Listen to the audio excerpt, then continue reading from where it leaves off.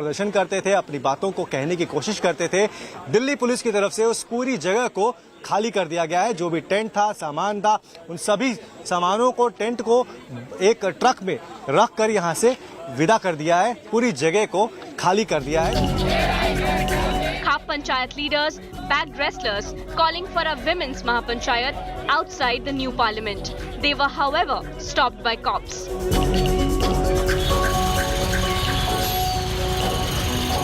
Heavy police force was deployed on all the borders of national capital to stop what the police called unsocial elements.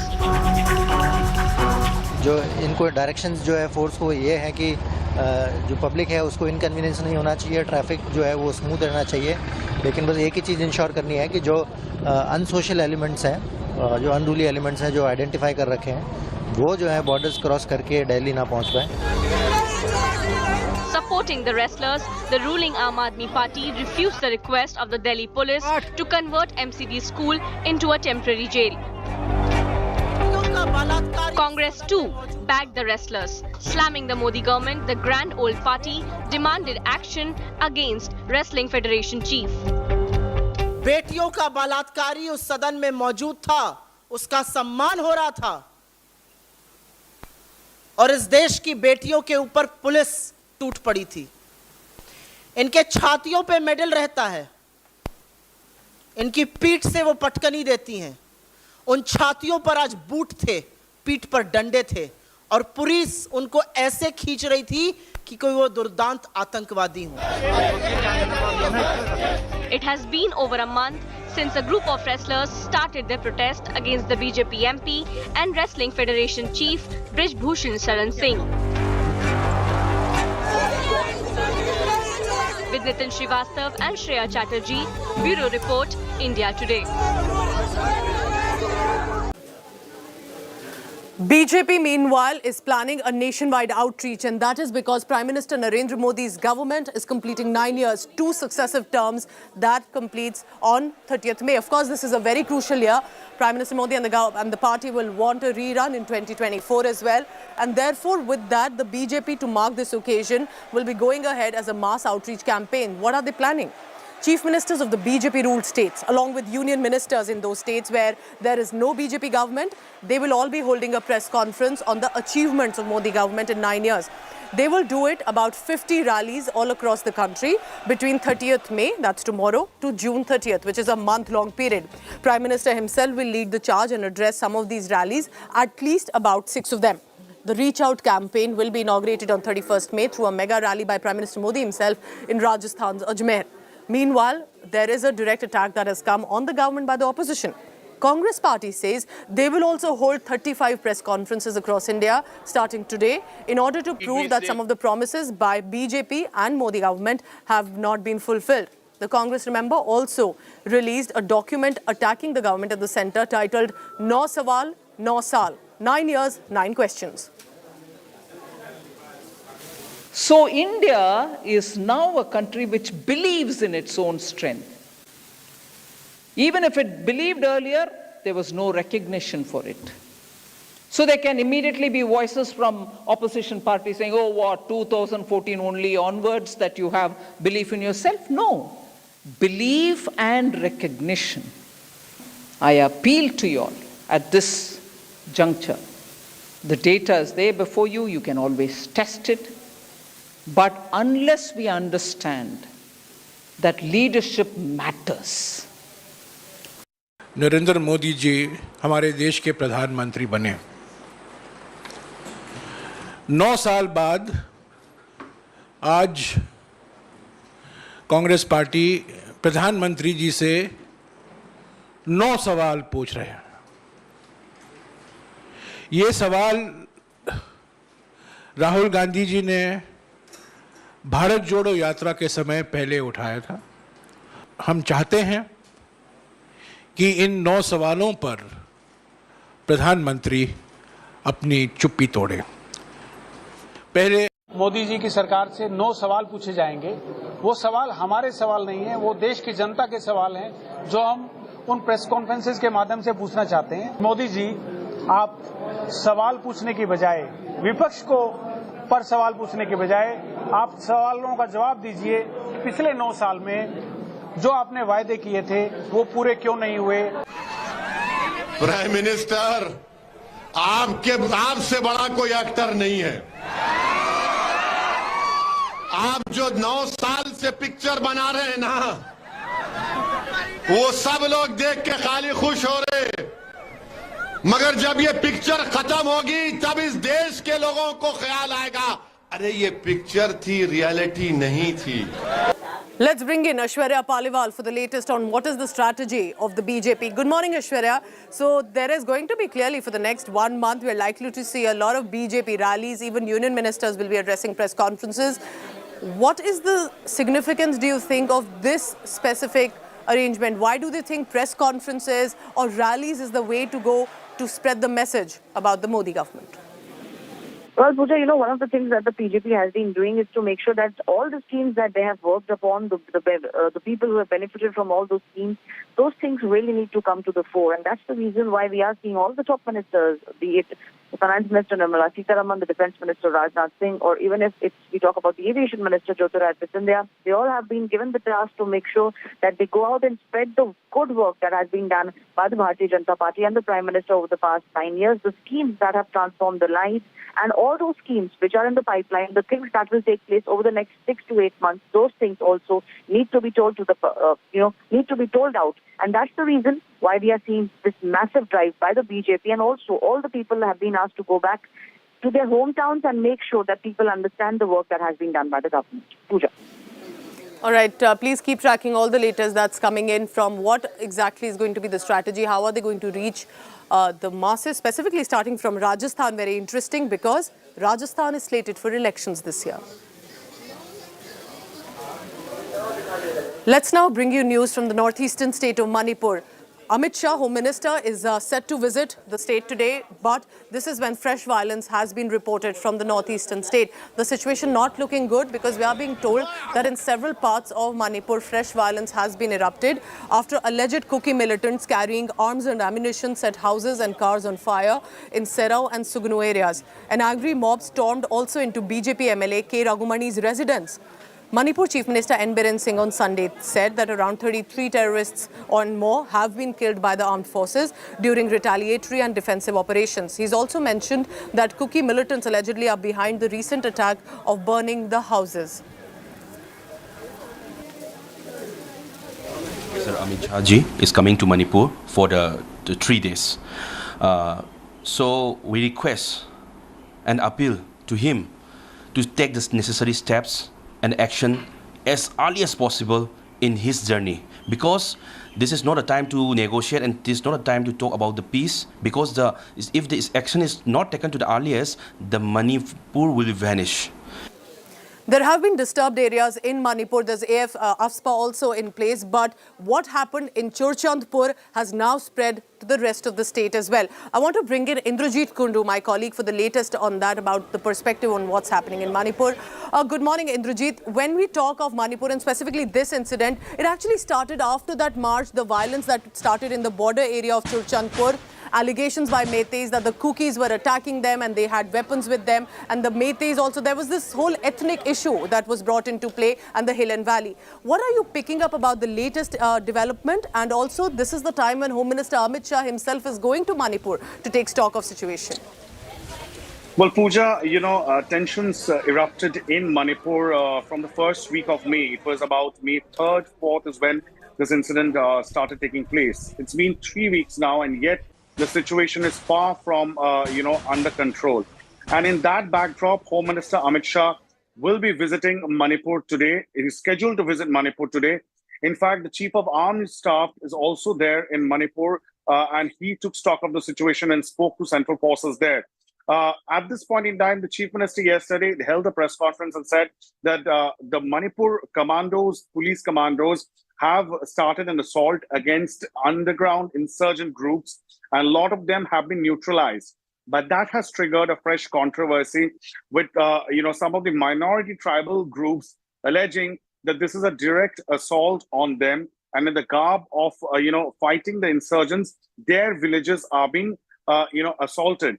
So there is claim and counterclaim from both sides. What is, of course, the need of the hour is to build confidence between the various ethnic communities in Manipur, especially the divide between the hill and the valley, the tribals and the not tribals. And that seems to be the most important point, because various organizations, both government and non-government organizations, must come together to bring people's confidence and bring the situation in control. Remember, Manipur lives without internet connectivity for close to a month now, and that has really hampered normal life.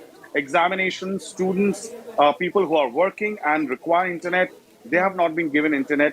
In this situation, essential commodities are also, there has been a huge hike in price of essential commodities.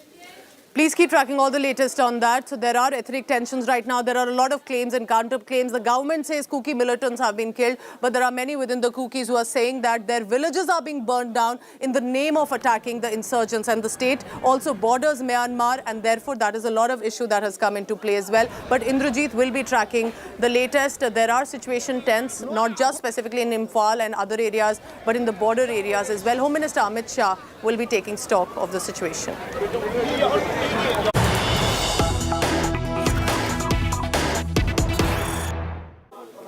Shocking story coming in from Andhra Pradesh, where 3 people fell into a petrol tank and died.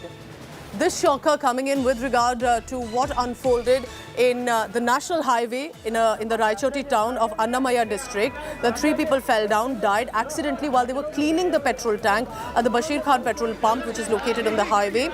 This was the Hindustan Petroleum Limited Company that had sent 3 people from Kadapa to clean the tank. I'll want to get in the latest coming in from Abdul Bashir. Abdul, do tell us the latest about how can this happen, about cleaning and then they fell into the tank, they died. Can you give us more details about it? Yeah, as we know, this incident has taken place yesterday at around 5:40 p.m. Where 3 persons, namely Shiva, Anand and Ravi, were called for cleaning a tank which was closed from some time now, which was not in use. While these 3 people arrived to clean this tank at Bashir Khan petrol pump located in the national highway in Raichoti town of Annamaya district in Andhra Pradesh, the one person named Shiva was observing from the top of the tank, observing the tank before cleaning it, where he accidentally fell inside. And while rescuing Shiva, the 2 other people who had arrived, namely Anand and Ravi, had also fallen into the tank, and then they have died due to suffocation. The police and the fire department had reached the spot and tried to rescue the 3 of them, but unfortunately they had died in the tank itself.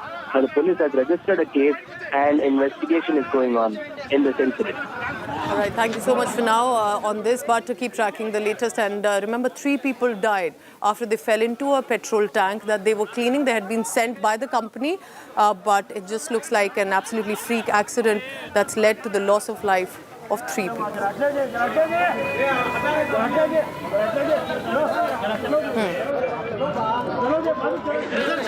Right, time for a very quick commercial break, but when I return, I take you to the Vande Bharat Express that's going to be inaugurated today in Assam. Prime Minister Modi is going to do that inauguration. I'll get you the latest on that after a break.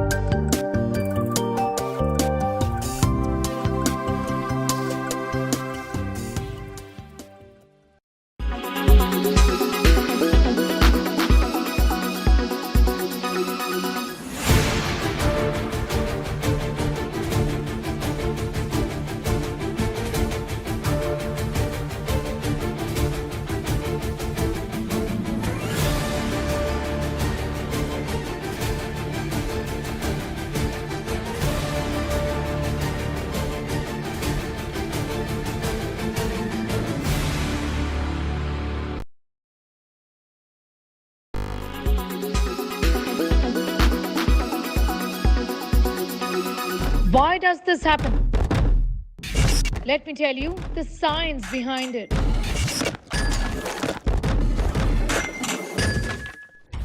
For more informative videos like this, keep watching India Today News Mode.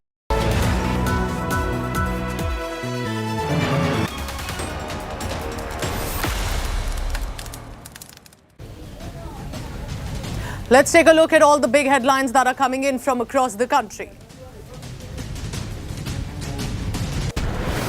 Prime Minister Narendra Modi will flag off Assam's first Vande Bharat Express today. The train will cover the distance from Guwahati to New Jalpaiguri.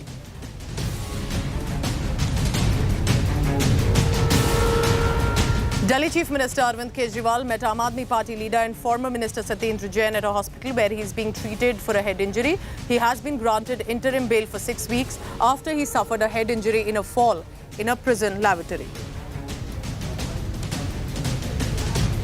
Delhi High Court will hear Manish Sisodia's bail plea on Monday. Earlier, the trial court rejected the former minister's bail plea in the Delhi excise policy scam being investigated by the central agencies.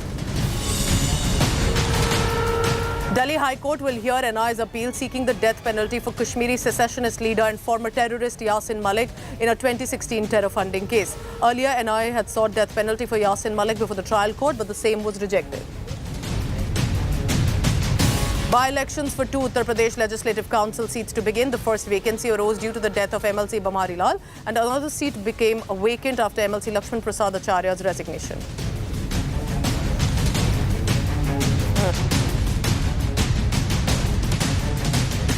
Time for a quick break, but I take you to Rajasthan after. It's the big test for the Congress party. Can they bring Ashok Gehlot and Sachin Pilot united on a table? Rajasthan is set for elections. Gehlot has been summoned to Delhi. Will Pilot join this meeting? More on that after a very short break.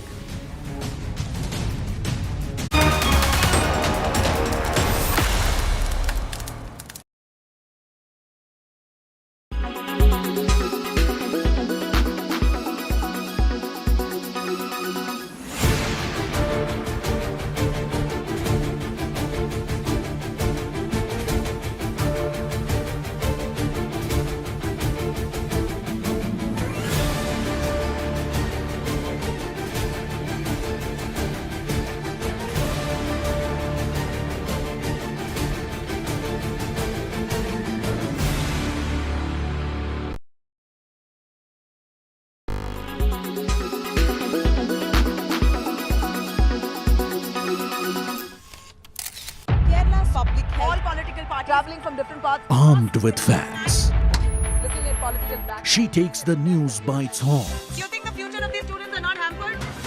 Fierce, bold and direct, setting the tone for the biggest stories from every corner and every angle. Expect nothing but the unfiltered truth. News first, niceties later. Watch me, Nabila Jamal, on India Today. Make your media plan smarter with India Today Live TV on your connected devices.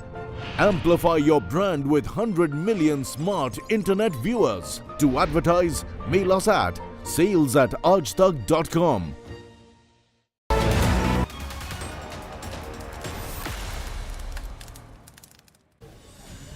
It's a big test for the Congress party in Rajasthan, which is also election bound in the next few months. Now, here's what happened. Mallikarjun Kharge, the Congress party president, has summoned Ashok Gehlot to Delhi. This is going to be an important meeting and hectic parlays as well, as the Congress High Command has called him, and today is likely to be that meeting. We are being told by our sources on the ground that they will discuss the tussle with Sachin Pilot, but also strategize for the upcoming state assembly polls. According to sources, former Deputy Chief Minister Sachin Pilot may likely join the meeting as well. Remember, the two leaders have been embroiled directly or indirectly in an internal power tussle for over 4 years now. Party Chief Kharge will have to act as a peacemaker if he wants to, but that will have to happen with a time-bound manner with elections approaching. ये आकर के जो जनबल इनके पास बहुत है, साधन इनके पास पूरे हैं, ये अप एंड डाउन करेंगे प्रधानमंत्री जी और इनके नेता लोग, पूरी फौज है केंद्रीय मंत्रियों की, मेंबर पार्लियामेंटों की, तो ये सबको बिठा रहे हैं, बिठाएंगे, कोई कमी इनकी रहेगी नहीं। हम डिपेंड कर रहे हैं जनता पर। अगर जनता हमारा साथ देगी तो हम चुनाव जीतेंगे। जनता ही माई बाप होती है। Remember that Sachin Pilot had also taken out a Jan Sangharsh Yatra from Ajmer to Jaipur for 5 days. He had said about why the Ashok Gehlot government is not acting on corruption cases, even of the earlier BJP government, and has basically alleged that I understand public issues and not Ashok Gehlot anymore. This was clearly in reference to the individual ambitions also of Sachin Pilot as much as of Ashok Gehlot, but this will be needed to put up a united front. It will have to go the Karnataka way if the Congress party can bring them together. Otherwise, this is going to be a rift that will clearly be a setback for the Congress party, and the BJP will be watching all of this very closely. Rajasthan is bracing for elections in the next few months. On one hand, there is Mallikarjun Kharge and Ashok Gehlot meeting today. Will Sachin Pilot join is the question. Let's go across to Jaipur because Devankur Vadhavan, my colleague, joining us live on this. Devankur, good morning. What time are we expecting Ashok Gehlot to head out for national capital Delhi? And the bigger question will be if Sachin Pilot is joining them as well. Good morning, Pooja. Sachin Pilot is likely to join the meeting in Delhi, but what we are given to understand is that Pilot and Gehlot can have separate meetings with National President Mallikarjun Kharge. What is likely to transpire is that the party can try to... Pooja, can you hear me? Yes, Devankur, please go ahead. Yeah, so the party president can try to bring about a truce between the two warring factions in Rajasthan politics, that is the Gehlot faction and Pilot faction. What we are given to understand is that the party can try to ensure that Sachin Pilot is placated in a manner that this ongoing feud ends now, because less than 7 months have been left in Rajasthan polls, and what Sachin Pilot can be offered is the post of the PCC chief. He can once again be asked to resume that position, and we told that he will be given a free hand as far as distribution of tickets is concerned. Now, that is something which is likely to be opposed by Ashok Gehlot, mentioning that Pilot should be rather, disciplinary action should be taken against him for the kind of comments that he have made recently. The other possible option, Pooja, is that Sachin Pilot can be told that he will be projected as the party's chief ministerial candidate in the run-up to the elections. Now, that too also is something which Gehlot may not be too happy with, maintaining that it is he who has, led the party for more than 4 years in the current tenure, and it is he whose face and with whose policies the party should go into elections. Now,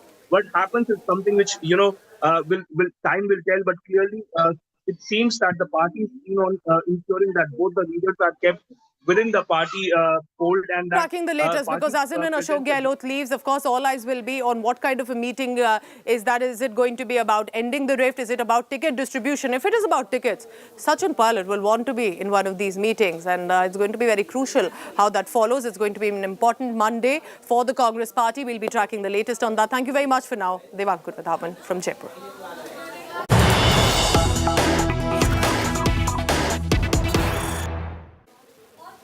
Rajya Sabha Member of Parliament and former minister in the UPA government, Kapil Sibal, has spoken up and charged at Prime Minister Modi. Very interesting what Kapil Sibal is saying. He's saying that not saffron but freedom of thought is needed, and that freedom of thought will make Naya India.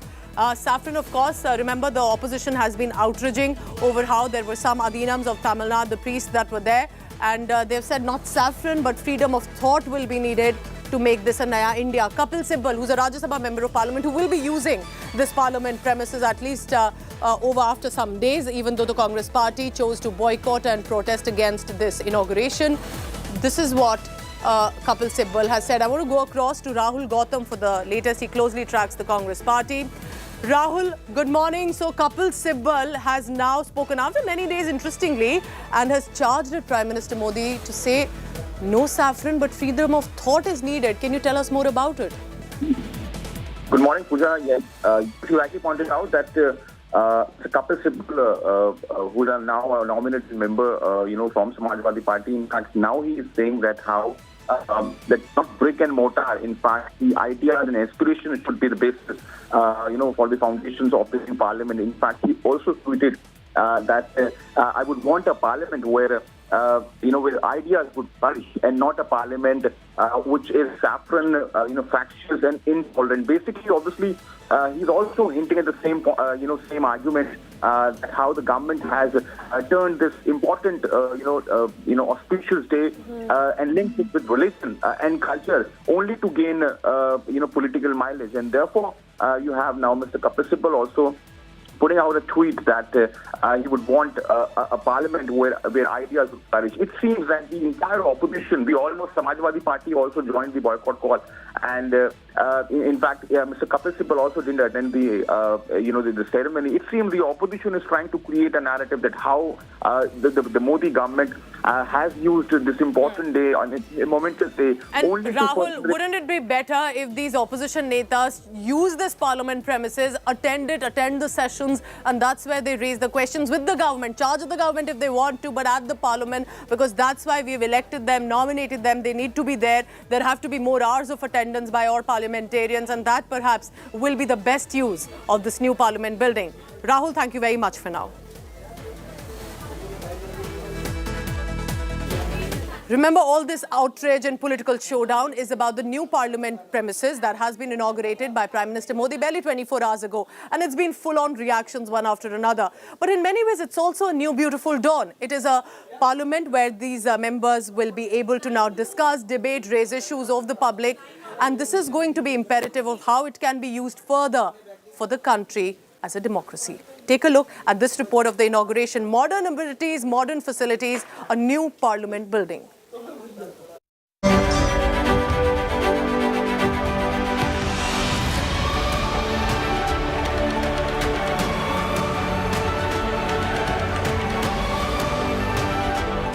Futuristic, state-of-the-art, apt for new India's new dreams. The brand new parliament unveiled by Prime Minister Narendra Modi. Brainchild of Prime Minister Modi, the new Sansad was hailed by him as a reflection of the aspiration of new India and a testament to the dawn of a self-reliant nation.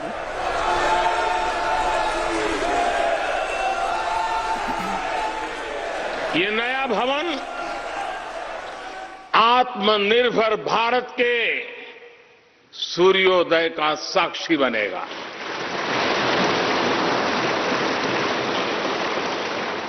ये नया भवन विकसित भारत के संकल्पों की सिद्धि होते हुए देखेगा। सभी आदियों को पुरस्कार कर रहे हैं। Early on Sunday morning, the Prime Minister held a consecration ritual for the Sengal inside the new parliament and installed it near the Speaker's table inside the new Lok Sabha.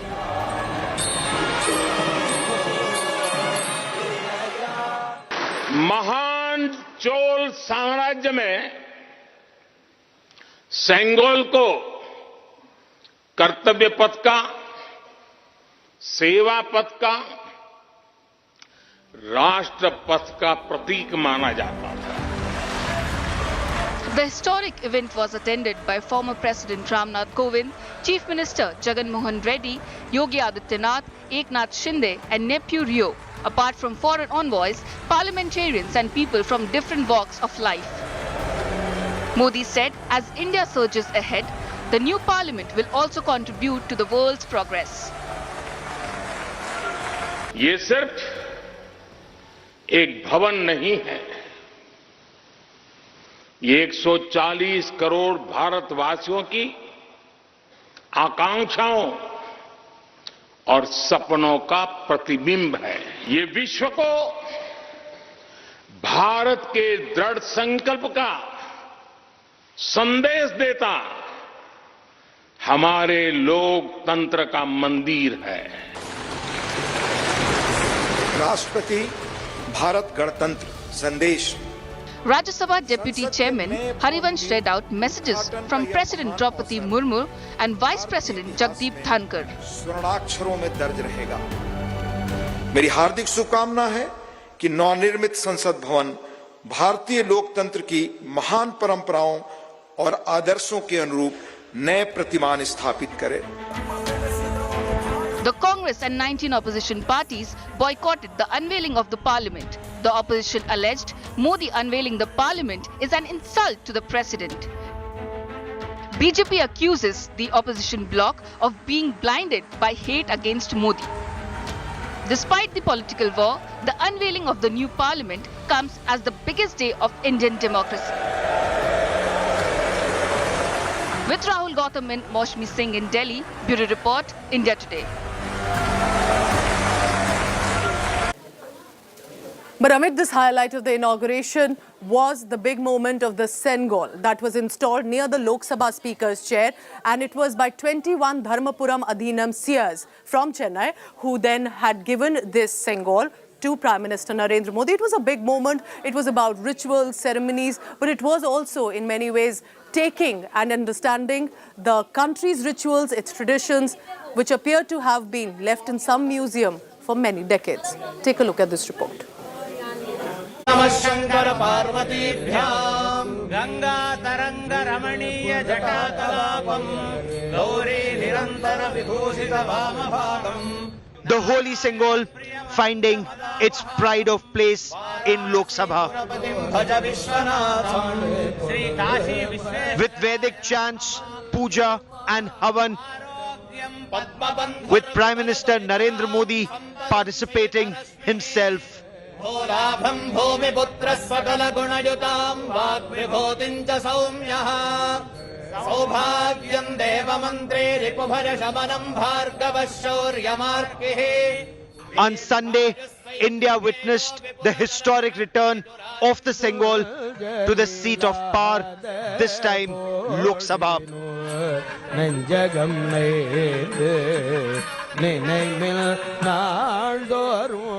Dressed in traditional attire, Prime Minister Narendra Modi performed the Ganpati Havan along with Lok Sabha Speaker Om Birla ahead of the inauguration of the new Parliament building. Prime Minister Narendra Modi then did a Sashtang Dandavat, prostrated himself before the Sengal, which symbolized transfer of power from the British to India.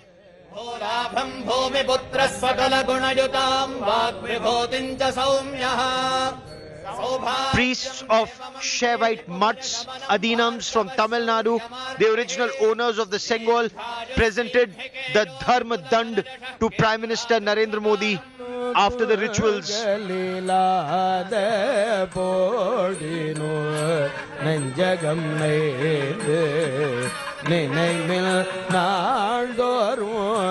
नमो नमः शंकर पार्वतीभ्यां गंगा तरंग रमणीय जटाकलापं गौरी निरंतर विभूषित वामभागं.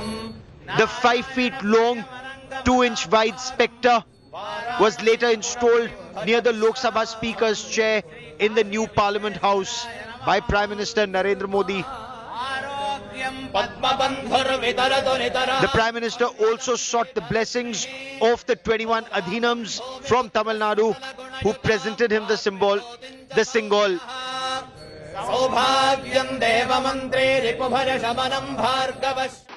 राजा जी और आदिनम के संतों के मार्गदर्शन में यही सेंगोल सत्ता के हस्तांतरण का प्रतीक बना था. The Prime Minister took a jibe at those who neglected the Sengal after using it for the freedom ritual in 1947, referring to the Sengal's relegation as Pandit Jawaharlal Nehru's golden walking stick at the Anand Bhavan Museum at Prayagraj. ये हमारा सौभाग्य है कि इस पवित्र सेंगोल को हम उसकी गरिमा लौटा सके हैं, उसकी मान मर्यादा लौटा सके हैं. The Congress, meanwhile, rubbished the use of Sengal as a symbol of transfer of power, calling the claim bogus. BJP's issues are that they are running from the real issues and they want a diversion.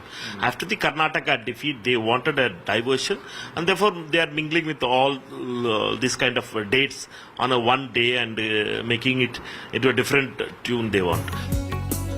Samajwadi Party attacked the government, slamming the invite to the Tamil Nadu Adhinam seers, calling it pampering of radical Brahmin sects from Tamil Nadu. Bhajpa की सरकार लोकतांत्रिक तरीके से चुनी गई.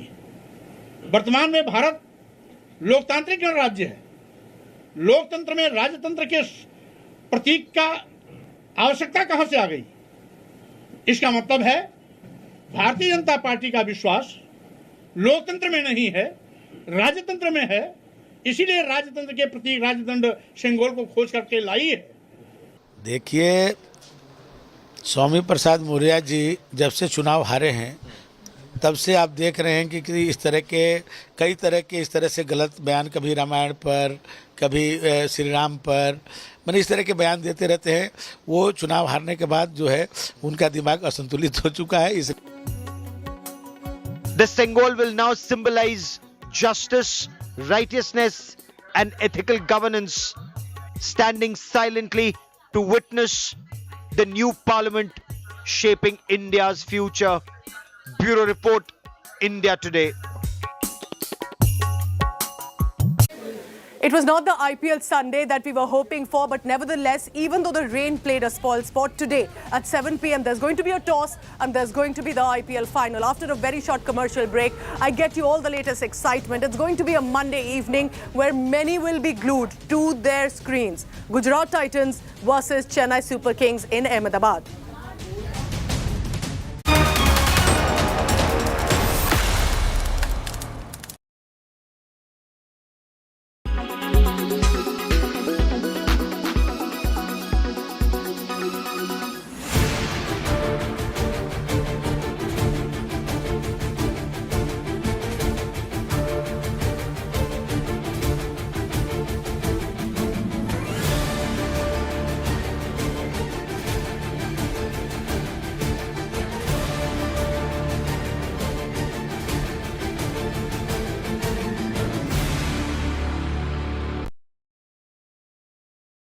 Weather forecast now.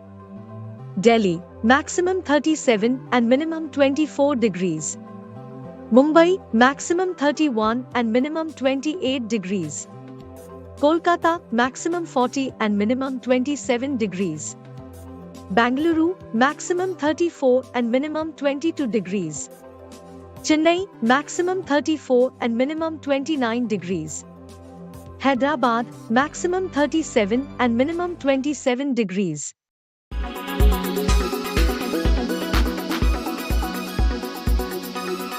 Why does this happen?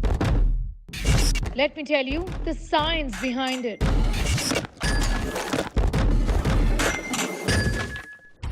For more informative videos like this, keep watching India Today News Mo.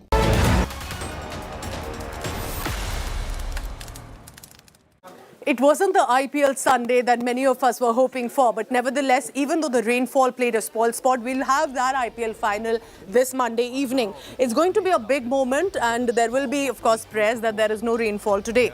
The cricket action moves into the reserve day, with a heavy downpour meant that the toss also could not take place between Gujarat Titans and Chennai Super Kings.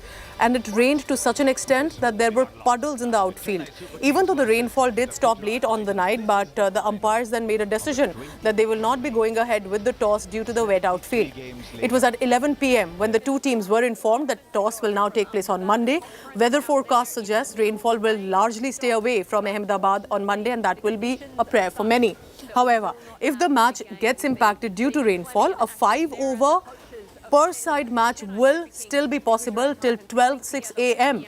If no play is possible due to rainfall, Gujarat Titans will be named and declared champions because they finished above Chennai Super Kings on the points table in the group stage. You can but laugh on situations. Could this be a big moment to create legacy for MS Dhoni? At the age of 42, leading the CSK, this is his chance for that big title of the IPL. The match may have been postponed, but 24 hours later, how ready is the Yellow Army of Mahendra Singh Dhoni? Let's take a look at that. IPL 2023 seems to be Mahendra Singh Dhoni's destiny. Wherever MS and his Chennai Super Kings have stepped onto the field, the atmosphere and anticipation have been electric. Salah's exploits in the last overs, hitting sixes at will, have only added to the crescendo of emotions. From Chepauk to Delhi, everywhere Dhoni has gone, CSK have had tremendous love. It is the crowd support that has boosted the Chennai Super Kings. something that MS Dhoni himself has pointed out. They love their move. I would just say, thanks for the support. They came in big numbers, and I think it's one of where, they're trying to give me a farewell by saying, okay, we'll come, we'll be dressed in yellow. But yes, from my side, thanks a lot. It was great, so many yellows in one stadium, and especially if it's Kolkata, so thanks to them. Aside from the crowd support, CSK's key players have stepped up. Devin Conway and Ruturaj Gaikwad are the leading run getters for the side. Their solid starts have laid the foundation for some crucial wins. There we go. Blazing knocks by Ajinkya Rahane, coupled with the aggression of Shivam Dube, have come good for the Super Kings. While the bowling struggled at the start, Deepak Chahar's strong comeback after injury gave them winning momentum. He could be the key in getting control of the in-form Shubman Gill. Ravindra Jadeja and Mahesh Theekshana have operated beautifully in the middle overs, and Pathurana's potency at the death make them a formidable unit. But CSK can be their own enemy in finals.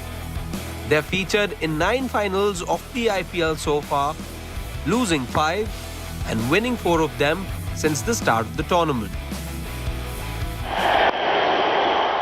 It won't be until 2024 that fans get to see their hero again. Whether he goes out on a high or in disappointment, that is a question that will be answered only on Sunday. Sports Bureau, India Today. If Chennai Super Kings have been the big favourite at the Indian Premier League, so have the Gujarat Titans this time. They've made it to the final. They will want this title and they are gunning for it. I want you to take a look about how possibly are the Gujarat Titans stacked up against CSK. Take a look at this report ahead of the match. The Gujarat Titans had to take a slightly longer route to get to the final, but they had no complaints as they comfortably disposed of the 5-time champions. And in the final assignment this year are the 4-time champions. Even though they lost the qualifier 1 against the Super Kings, they bounced back strongly in the second qualifier. The Gujarat Titans, the defending champions, are in the finals again. On the big day, they will again hope for some big runs from Shubman Gill. He has already assured himself of the orange cap and is looking to even go past Virat Kohli's record of most runs in a season. But for that, he will need another 3-digit score. Tata IPL 2023 should forever be remembered as the season of Shubman Gill. His third 100th this season in Tata IPL, and the curtain call once again from a phenom of the game. I think the clarity this year he has, and the confidence which he carries, which is something which is amazing. The inning which I saw today, I think that was one of the finest innings I have seen in a T20 game. At never point of time he looked rushed. At never point of time he looked that he was not in control. It looked like someone was throwing down the balls and he was just hitting it. So, I mean, he is a superstar and he's going to do very, very big things for the franchisee cricket at the same point of time in cricket. GT fielded their best 11 against the Mumbai Indians, which allowed them to bat till number 8, and it is their batting depth, which is packed with players like Miller, Tewatia and Rashid Khan, that makes them a batting juggernaut. The Titans also boast of the best bowling attack in the league, with Rashid, Shami and Mohit cumulatively picking 79 wickets so far.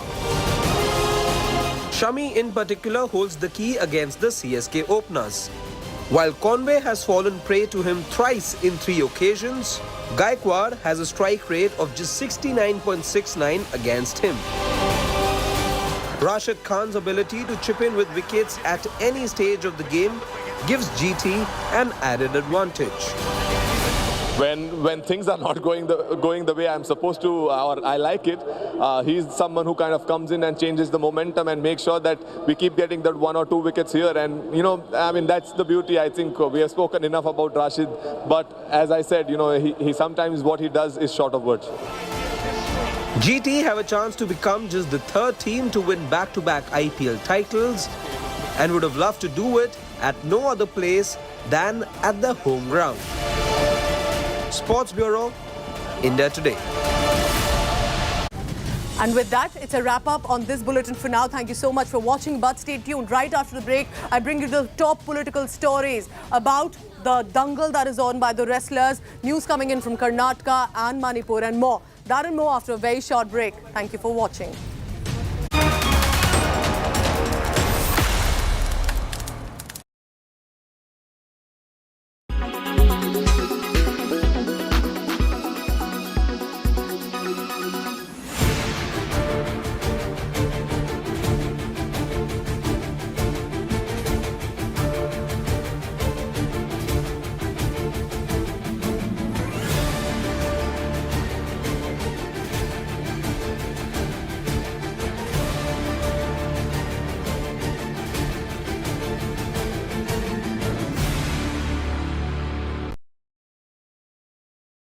Weather forecast now. Delhi, maximum 37 and minimum 24 degrees. Mumbai, maximum 31 and minimum 28 degrees. Kolkata, maximum 40 and minimum 27 degrees. Bangalore, maximum 34 and minimum 22 degrees. Chennai, maximum 34 and minimum 29 degrees. Hyderabad, maximum 37 and minimum 27 degrees.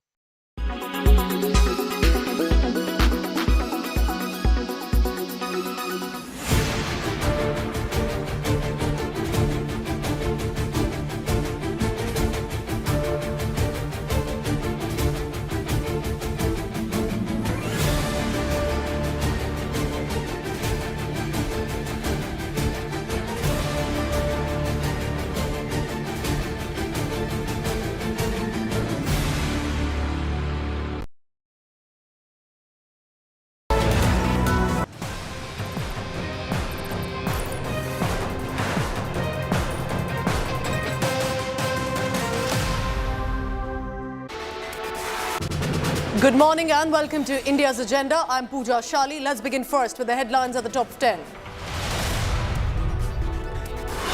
It's a cop chaos that's clouding the Dangal for justice. Police register an FIR against wrestlers. Opposition breathes fire on the BJP, calls it Black Day of Democracy. Prime Minister Narendra Modi's government to complete 9 years. Over 50 rallies are being planned across India. 12 BJP bigwigs to woo the voters in the states. Congress assures mega 2020 victory against Modi, however. Congress has a big test ahead of them in Rajasthan. Congress High Command has summoned Ashok Gehlot to Delhi today. Sachin Pilot likely to join the meeting as well between Kharge and Gehlot. Chief Minister Siddaramaiah takes charge of the Finance Ministry portfolio. DK Shiv Kumar gets major and medium irrigation and Bengaluru city development and other portfolios given to other ministers.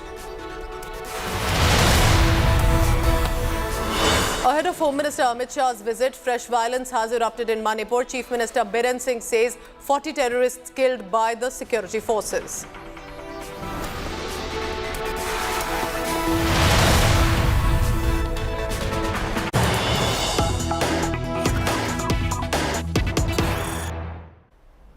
Big news coming in with regard to the Congress camp right now. Malik Kharge has called for a key meeting with Delhi Congress netas. There's been a key decision that's been taken on supporting the Aam Aadmi Party that will be taken on this meeting, on which the agenda is primarily this at a time when, remember, the ordinance that had come up and Aam Aadmi Party was expecting support and solidarity from other parties, but the Congress had reminded Arvind Kejriwal of its anti-Congress stance as well. But sources are now telling us there will likely be possibly support that may come in from the Congress party. However, senior Delhi Congress leader who've been at loggerheads with Arvind Kejriwal, for example, Ajay Makan, Sandeep Dixit, who's also the son of former Chief Minister Sheila Dixit, they will not be supporting Arvind Kejriwal. Amid this ongoing upheaval in Delhi, Congress leader Malik Kharge has called for a meeting of all the senior leaders as a president of the party. Specifically, the focus is on this. The meeting will be held at about 10 a.m. The meeting has been called. Current state president, all former PCC presidents have also been called. But we are being told most of the Delhi Congress netas are not in support of expressing solidarity and support to Arvind Kejriwal on the ordinance issue. Even Anil Chowdhury has spoken against supporting. Remember, the hesitance to support Arvind Kejriwal of the Aam Aadmi Party is because Aam Aadmi Party literally came on the plank of one against the Congress Party, targeted Sheila Dikshit specifically, but also has been taking a lot of anti-Congress stance in the past.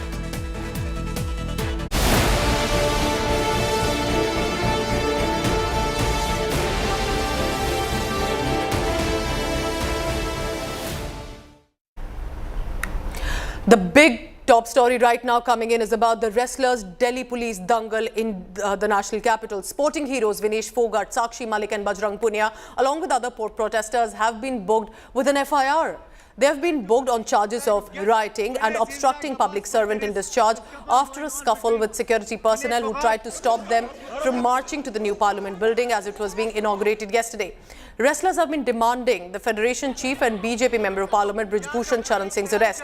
They say no matter what, they will continue with their protest. The protest site at Jantar Mantar has also been cleared after wrestlers were detained. Police action have triggered a massive outrage with opposition netas lashing out at the government of the centre. Now the opposition has jumped on these visuals of this manhandling. They have highlighted how the police were dragging, detaining these sporting champions. These are legends who have had international medal winners. And while Prime Minister Modi was busy inaugurating the new parliament. भाई उन्होंने barricade तोड़ा, जो police की हिदायत थी उसको नहीं माना, कानून का उल्लंघन किया और ये जो नए संसद भवन का उद्घाटन समारोह है इसमें किसी तरह की खलल न पड़े, कोई विघ्न बाधा न हो, ये राष्ट्र विरोधी बात है, ये राष्ट्र विरोधी एक्शन है।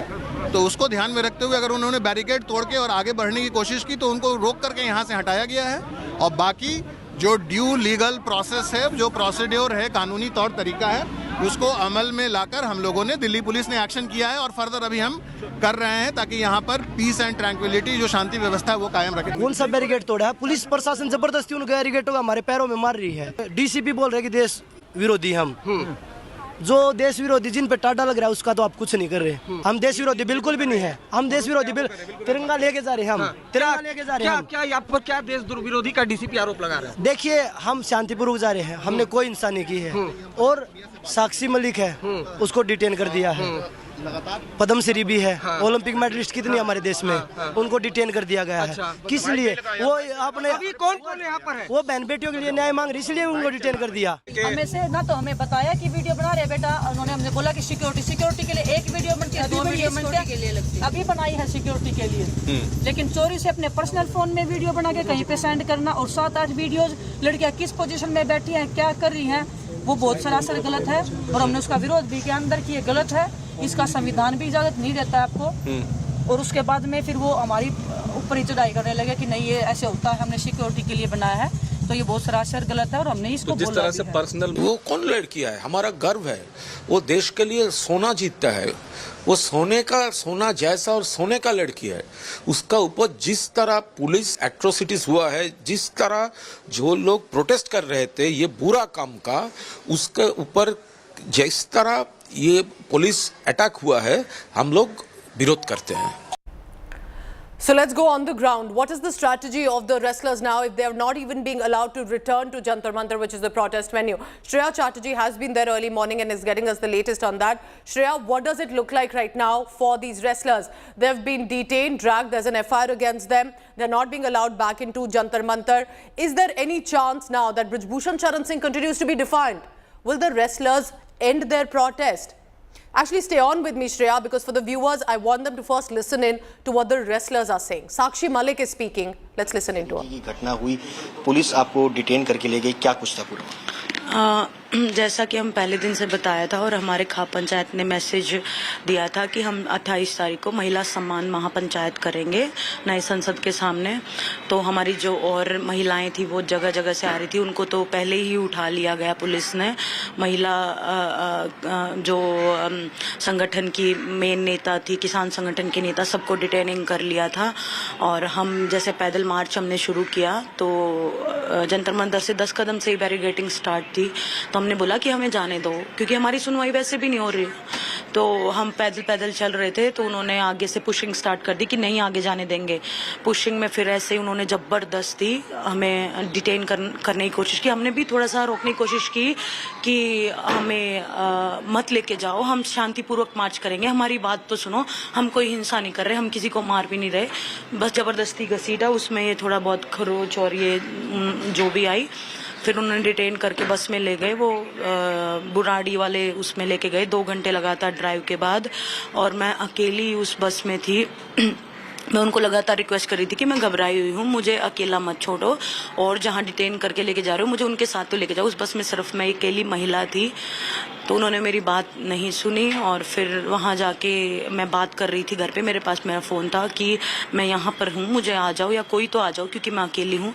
पीछे से कांस्टेबल ने मेरा फ़ोन पुल कर लिया, और फिर उन्होंने मतलब 6 बजे तक बिठाए रखा, और फिर कोई फ़ोन नहीं दिया, फिर उन्होंने छोड़ा। साक्षी, इन सब पूरे घटना को लेकर के दिल्ली पुलिस ने आप सब पहलवानों के खिलाफ FIR दर्ज की है। दंगा भड़काना, साथ ही साथ राष्ट्र विरोधी एक्ट की बात जो है वो दिल्ली पुलिस की तरफ से की जा रही है आप सब खिलाड़ियों। देखो, फोटोज और वीडियोस होंगे सब, हम एक बंदा और इतना सारा फोर्स हम कुछ भी नहीं कर सकते थे। हम सिर्फ यही रिक्वेस्ट कर रहे थे, अपने आप को रोकने की कोशिश कर रहे थे कि मत बस में चढ़ाओ, मत करो डिटेन। इतने सारे के साथ हम हाथापाई नहीं कर सकते, ये तो देखने वाली बात है। और फोटोज और वीडियोस आपको मिल जाएंगे कि हमारी कैसी हालत बनाई हुई है। जब 20-30 एक साथ हमारे को लगेंगे तो हम कैसे दंगा फसाद कर सकते हैं? हम तो कोई दंगा फसाद नहीं कर सकते, और ना ही ऐसी कोई वीडियो कि हमने उनका कोई पब्लिक प्रॉपर्टी को नुकसान करने की कोशिश किया है। एक भी वो वीडियो नहीं है कि हमने कहीं बैरिगेटिंग पुल की हो। हमने जो भी किया, अगर बैरिगेटिंग थी तो हमने ऊपर से उसको क्रॉस करने की, जाने की कोशिश की, लेकिन हमने पुलिंग पुशिंग हमने कुछ भी नहीं किया। इस बीच में एक खबर ये आ रही थी कि साक्षी मलिक और विनेश ने पुलिस के साथ भी मारपिटाई जो है वो की है, इस तरह। नहीं जी, देखो, इतने सारे फोर्स के बाद मारपिटाई का तो सवाल ही नहीं पैदा होता। मेरा उन्होंने फ़ोन खींचा था बहुत फोर्सफुली, मैं घर बात कर रही थी, तो ऐसे फोर्स में बस पुलिस वाले को मेरा हाथ लगा था, इससे ज़्यादा कुछ नहीं हुआ। ये सब तो आप फोटोज़ और वीडियोज़ में भी देख सकते हैं। जंतर मंतर पर धारा 144 लगा दी गई है, क्या आगे की आप सब दोबारा जंतर मंतर की तरफ जाएंगे? अभी के लिए कोई प्लान नहीं है। हम बहुत परेशान हैं, थके हुए हैं, मेंटली बहुत परेशान हैं, क्योंकि हमने तो ऐसा कभी देखा नहीं कि पूरी दुनिया में कि ऐसा कहीं होता हो मेडलिस्ट के साथ, बेटियों के साथ। ये सरासर गलत है। ये बेटियों की हत्या की जा रही है, और बड़ा ही शर्मनाक कल का जो है वो सब था। चलिए, बहुत बहुत शुक्रिया साक्षी मलिक, जिनका साफ तौर पर कहना है कि कल जिस तरीके से पुलिस की बर्बरता हुई वो बेहद शर्मनाक है। कैमरा पर्सन अभिषेक के साथ सुशांत मेरा दिल आज तक। So that's the first and exclusive reaction that you've come from one of the wrestlers who was dragged and detained, was also manhandled. She said there was also a point when I felt troubled, I felt in fear because I did not know what was going to happen next. Shreya Chatterjee is at Jantar Mantar reporting on the same. Shreya, I come to you now because we heard what the wrestlers are saying. So what does the strategy look like right now? Are they going to end their protest? Well, the protest has already ended, Pooja, because, even if that end hasn't happened from the side of the protesters, with Delhi police evacuating the area and also now cordoning off the entire Jantar Mantar region, we're not really seeing the wrestlers coming back to Jantar Mantar easily. That's not really happening. We're yet to get a clarity from the protesters that what's their roadmap ahead of this, whether they will launch a third version of the protest now, rather. What is that is something that we're yet to get a clarity on. But from some of the protesters who were there for the last 35 days, who we could speak in the morning, who tried to enter Jantar Mantar, they said that their committees, their CAPs, they have been constantly telling the protesters who were there for the last 35 days to reach Jantar Mantar, but they're not being allowed. In a situation like this, we are still expecting a clarity from the side of the wrestlers that what is their next stage of the protest. But as of now, the protest in Jantar Mantar by the protesters have ended by a coordinated effort by Delhi police, which we saw yesterday. All right, Shreya Chatterjee is tracking all the latest on that. And Shreya, I'll come back to you in just a short while. Stay on with me now, because I want our viewers to also understand what's been happening in the past 24 hours. It's been a month that the wrestlers have been on protest. Yesterday, when the parliament was being inaugurated, they decided to clash with cops. The wrestlers then wanted to go towards the new parliament building. It's a VVIP zone. Protests were not permitted, and that's where the scuffle with the cops took place. Several wrestlers, including Bajrang, Punia, Sakshi, Malik, Vinesh Phogat were dragged, detained. Heavy police deployment was seen also at the Delhi borders to stop any more protesters entering into the national capital. If you missed out, here's what happened in the past 24 hours.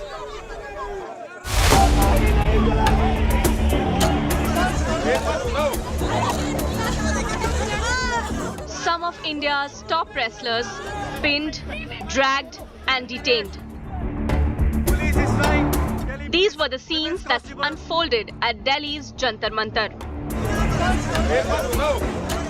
Protesting Vinesh Phogat, Bajrang, Punia and other protesters were detained as they were marching towards the new parliament from their site of protest at Jantar Mantar. Olympic medalist Sakshi Malik accused the police of manhandling her. हम सोचे शांतिपूर्वक जाएंगे पर शांतिपूर्वक जाके आगे से धकाना शुरू कर दिया कि नहीं आओगे, गिरा दिया गया, मेरे सारे कपड़े पाड़ लिए, बहुत गंदा व्यवहार करा है, हम कोई भी इंसान नहीं करते, बिल्कुल चुपचाप जाने लग रहे थे आगे। Bajrang Punia lashed out at the government, saying the authorities didn't even respect a Padma Shri awardee. साक्षी को उठा लिया है पुलिस प्रशासन ने, डिटेन कर लिया साक्षी को। दिनेश आप भी तो बोलिए, और ऊपर से उसको पद्म श्री भी दे रखा है, पद्म श्री की भी गरिमा नहीं रखी लोगों ने। गरिमा नहीं रखी, जो मेडल मिले हैं, जो मेडल मिले, जो अवार्ड मिले, उनकी गरिमा नहीं रखी। तो पूरा देश बनाएगा आगे का प्लान, क्योंकि जिनकी गिरफ्तारी होनी चाहिए थी उनकी नहीं है और रिपोर्टकर्ताओं की गिरफ्तारी है। यहाँ पर जो भी टेंट लगा था, जो भी बंदोबस्त किया गया था, जहां पर पिछले एक महीने से ये पहलवान बैठकर रोज धरना प्रदर्शन करते थे, अपनी बातों को कहने की कोशिश करते थे, दिल्ली पुलिस की तरफ से उस पूरी जगह को खाली कर दिया गया है। जो भी टेंट था, सामान था, उन सभी सामानों को, टेंट को एक ट्रक में रख कर यहाँ से विदा कर दिया है, पूरी जगह को खाली कर दिया है।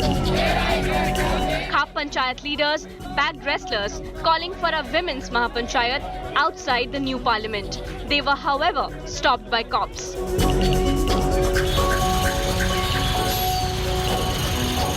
Heavy police force was deployed on all the borders of national capital to stop what the police called unsocial elements. जो इनको डायरेक्शंस जो है फोर्स को ये है कि जो पब्लिक है उसको इनकन्वीनियंस नहीं होना चाहिए, ट्रैफिक जो है वो स्मूथ रहना चाहिए, लेकिन बस एक ही चीज़ इंश्योर करनी है कि जो अनसोशल एलिमेंट्स हैं, जो अनरूली एलिमेंट्स हैं, जो आइडेंटिफाई कर रखे हैं, वो जो है बॉर्डर्स क्रॉस करके दिल्ली ना पहुंच पाए। Supporting the wrestlers, the ruling Aam Aadmi Party refused the request of the Delhi police to convert MCD school into a temporary jail.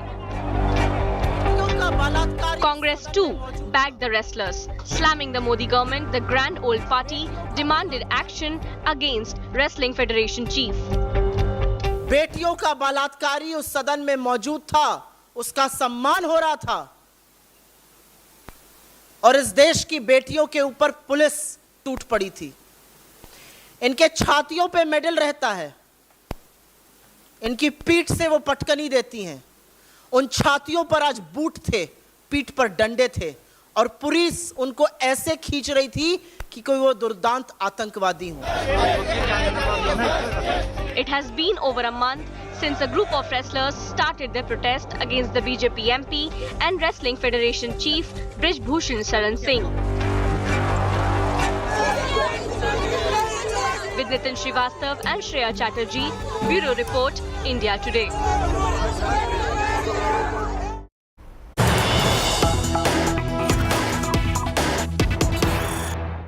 All right, we have big news coming in. United Nations designated gangster shot dead after leaving the South Vancouver wedding reception. This is a big news coming in. This UN gangster was shot to death early Sunday morning. He was designated by the top body, and it was after leaving a wedding at the Vancouver's Fraserview Hall. One guest have told one of the news portals, Post Media, that someone came back into the hall after the shooting and yelled at the DJ to turn off the music. 50 to 60 guests remaining inside at the time, then hid behind a partition at the back of the hall, not knowing if there was an active shooter. It did sound like a machine gun sound. Sources said that a killer or killers could be around. There's no clarity coming in, but there was a burning vehicle that may be linked to the suspect, was later found near the Surrey border. Police are concerned about the possible retaliation as well. But what we are being told by the information coming in is, remember, this is important because gangsters even mentioned as per the UN, and right now they have got more details. His name was Amarpreet Samra, designated by the United Nations as a gangster, was shot dead while coming out of a wedding hall. I want to get in more details on this by my colleague Shreya Chatterjee. Shreya, can you help us understand what exactly happened from the details that are still sketchy but coming up, and how big should this be seen with regard to what happened? Well, you know, this is, in fact, a very big killing that has taken place in Canada. Amarpreet Samra, the 29-year-old gangster based in Canada, he has been shot dead in a wedding that he was attending in Vancouver. In last year's public safety report, he was listed as one of the dreaded gangsters by UN. And what clearly the police is right now worried about the most is, and they're suspecting that this killing is probably from his rival gang, Brothers Keeper. In the Surrey Delta area near Vancouver is where a burning vehicle was also located by the police, the Canada police, and they're right now investigating the case. But primarily they're worried about retaliation that will most likely come in, because what they say that this is a matter of targeted killing is what it looks like, and in all likelihood it is the involvement of its rival gang, Brothers Keeper, is what the preliminary information has been shared. Could be a rival gang war as well. That's happened. We're being told the information coming in from Surrey as well, where there could be further leads. But this specific is after in Vancouver. In Vancouver, there was a wedding reception of which he walked out from and was killed right away.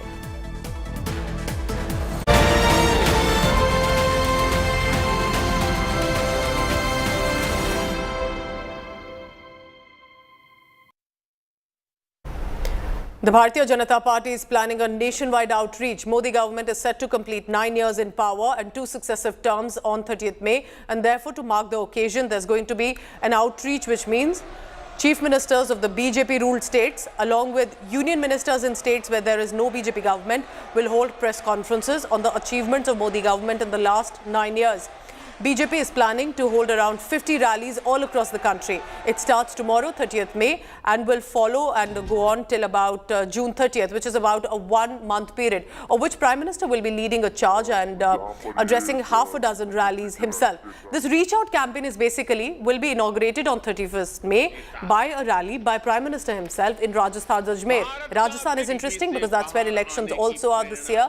Meanwhile, launching a direct attack on Modi government is the Congress party. They said, we will also hold 35 press conferences across India, and that starts today. We will try to prove that the promises made by the BJP and the Modi government have not been fulfilled. They've also released a document attacking government of the centre titled "No Sawal, No Saal." 9 years, 9 questions. So India is now a country which believes in its own strength. Even if it believed earlier, there was no recognition for it. So there can immediately be voices from opposition parties saying, oh, what, 2014 only onwards that you have belief in yourself? No. Belief and recognition. I appeal to you all at this juncture. The data is there before you. You can always test it. But unless we understand that leadership matters. Narendra Modi ji हमारे देश के प्रधानमंत्री बने। 9 साल बाद आज Congress party प्रधानमंत्री जी से 9 सवाल पूछ रहे हैं। ये सवाल राहुल गांधी जी ने भारत जोड़ो यात्रा के समय पहले उठाया था। हम चाहते हैं कि इन 9 सवालों पर प्रधानमंत्री अपनी चुप्पी तोड़े। मोदी जी की सरकार से 9 सवाल पूछे जाएंगे। वो सवाल हमारे सवाल नहीं है, वो देश की जनता के सवाल हैं जो हम उन प्रेस कॉन्फ्रेंसेस के माध्यम से पूछना चाहते हैं। मोदी जी, आप सवाल पूछने की बजाय, विपक्ष को पर सवाल पूछने के बजाय आप सवालों का जवाब दीजिए। पिछले 9 साल में जो आपने वायदे किए थे वो पूरे क्यों नहीं हुए? प्राइम मिनिस्टर, आपसे बड़ा कोई एक्टर नहीं है। आप जो 9 साल से पिक्चर बना रहे हैं ना, वो सब लोग देख के खाली खुश हो रहे, मगर जब ये पिक्चर खत्म होगी तब इस देश के लोगों को ख्याल आएगा, अरे ये पिक्चर थी, रियलिटी नहीं थी।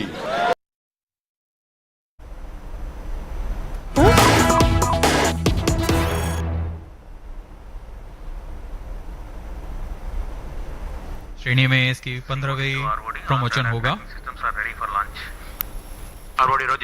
All right, that's the latest visual on your screen coming in from the Indian Space Research Organization, the ISRO, because in just a short while we will have a very significant GLC navigational NVS-01 sat that will be placed in the orbit. It will be the second generation sat to boost India's satellite constellation. It's heartening to see a lot of youngsters with their parents, likely teachers. This is also to encourage science enthusiasts. Of course, you're looking at the team of scientists in Sriharikota in Andhra Pradesh, where usually the GSLVs are launched from ISRO. So it's going to be, remember, a big day that's coming in. This is just to give you a background of what's happening. ISRO is gearing up for the GSLV NVS-1 Navik satellite launch, which is going to happen in just a short while. This is important because this is the next generation of navigational satellite, and the spacecraft is part of the navigation with Indian constellation, which is Navik IC. It's a series that aims to provide monitoring and navigational capability. It is going to be first of the second generation satellite that's enhanced for the augment and features into the system. What we are being told, and the initial information I have right now, is that the series incorporates L1 band that signals additionally to widen the services. For the first time, an indigenous atomic clock will also be flown with the NVS-01. According to information from ISRO, NVS-1 is the first in the second generation navigation satellite. The satellite, to give you more information on this, is powered by 2 solar arrays and capable of generating power up to 2.4 kilowatts. It's a lithium-ion battery supporting payload and the bus load also during the eclipse.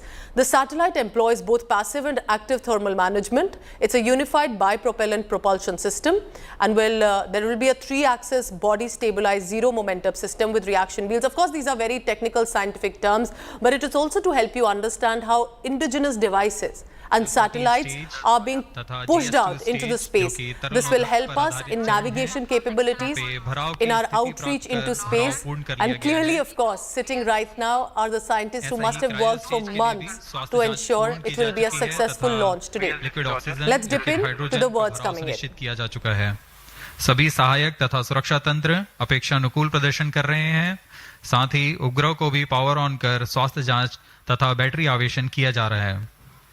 सभी प्रणोदक टंकियों पर उचित दबाव सुनिश्चित किया जा चुका है। रियल टाइम प्रोग्राम को भी ऑन बोर्ड कंप्यूटर पर लोड कर दिया गया है। Launch authorization board has cleared to go ahead with the countdown and launch operations of GSLV F12.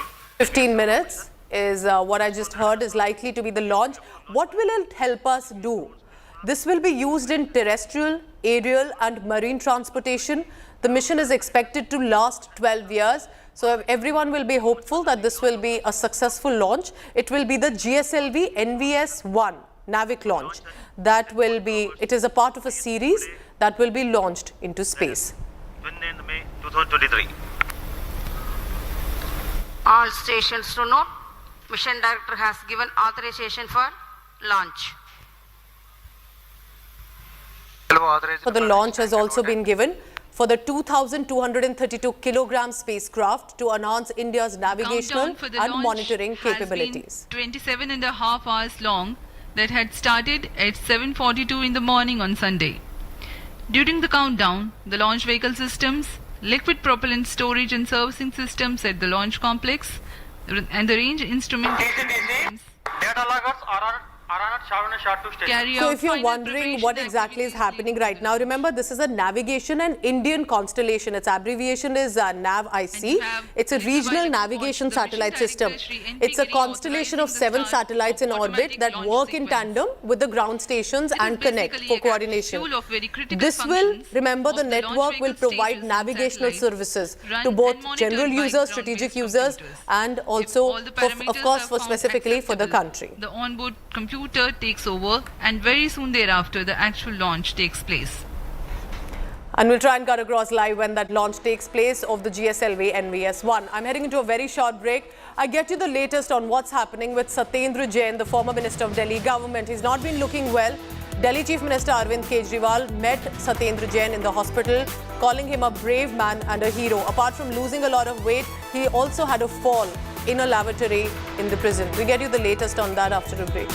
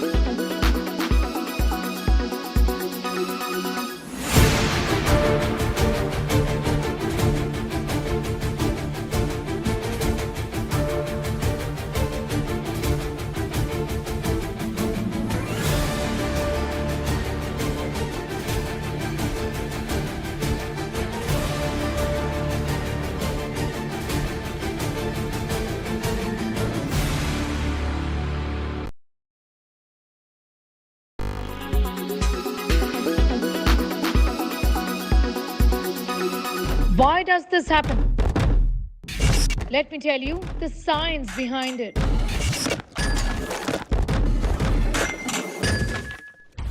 For more informative videos like this, keep watching India Today News Mode.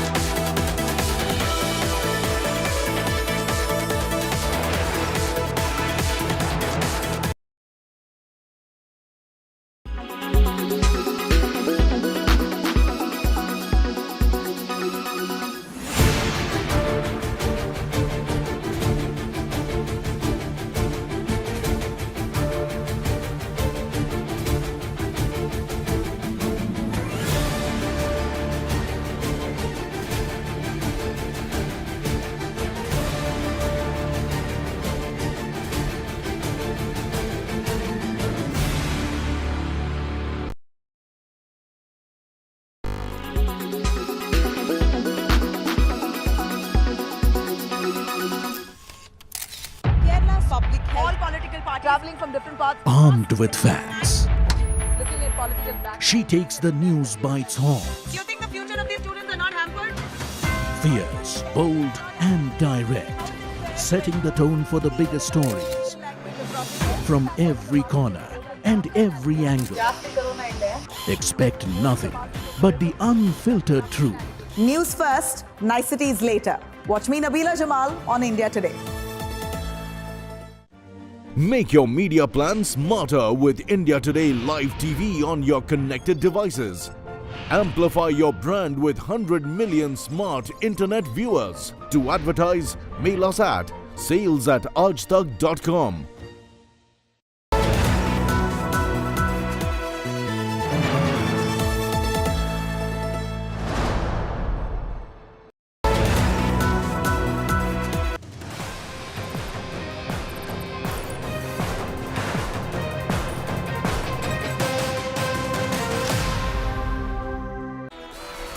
Let's bring you news now from the northeastern state of Manipur. Manipur continues to remain tense. Union Home Minister Amit Shah is visiting Manipur. He's scheduled for that visit today.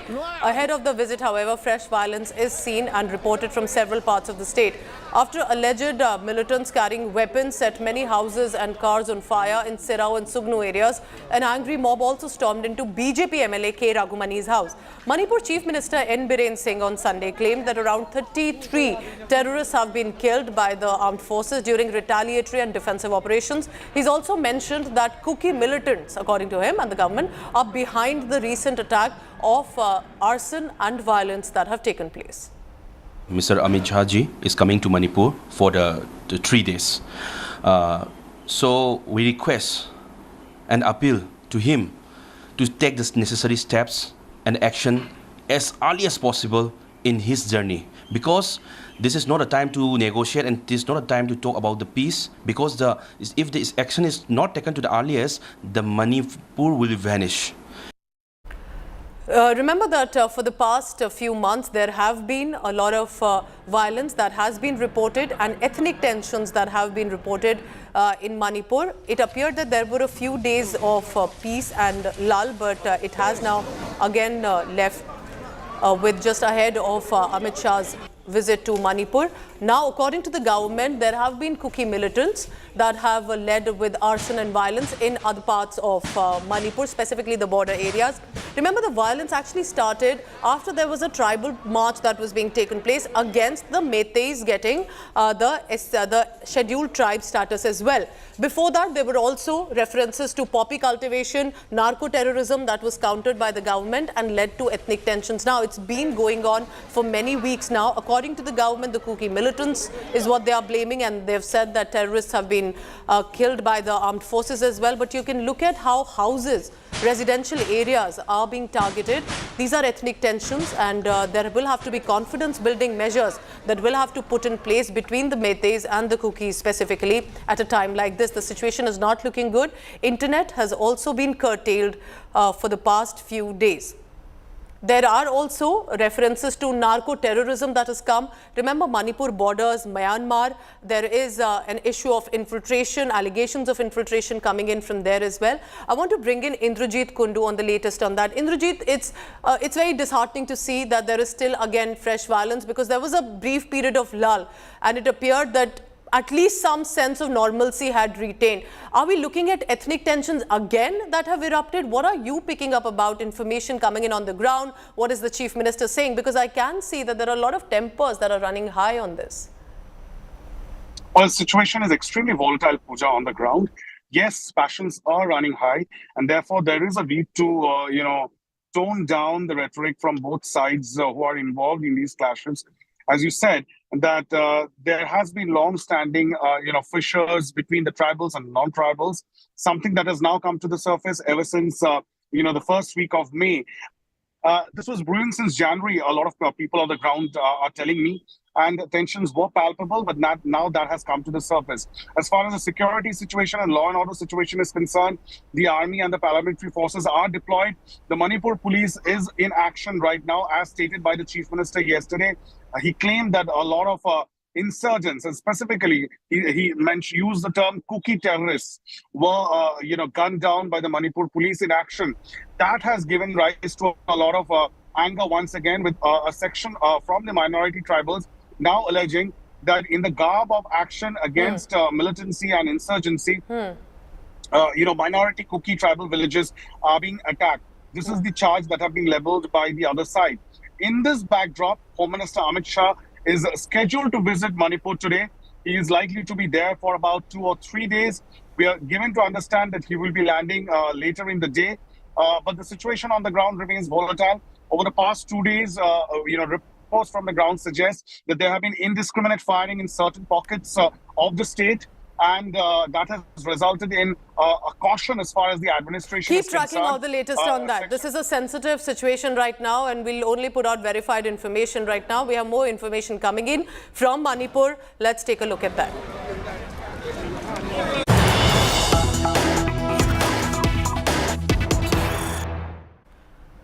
Ahead of Home Minister Amit Shah's visit to the riot-hit Manipur, the Congress party is meeting the president over Manipur violence. The Congress delegation will be in some time meet the president on and there is going to be some schedule likely tomorrow is what I'm being told as information from our sources coming in.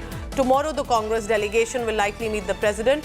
This is important, remember, politically, because Manipur has a BJP government at the state. There's of course a BJP government at the center, and therefore the Congress is jumping in and will be charging at the government, at the state and centre to say that the issue has not been handled. They will be likely meeting the president tomorrow, but there is a schedule, of course, depending on the itinerary and the time schedule of the President Draupadi Murmu as well. But this is also ahead in just next few hours that Home Minister Amit Shah is likely to be heading to Manipur. Sir Manipur situation के लिए क्या brief करने वाले sir?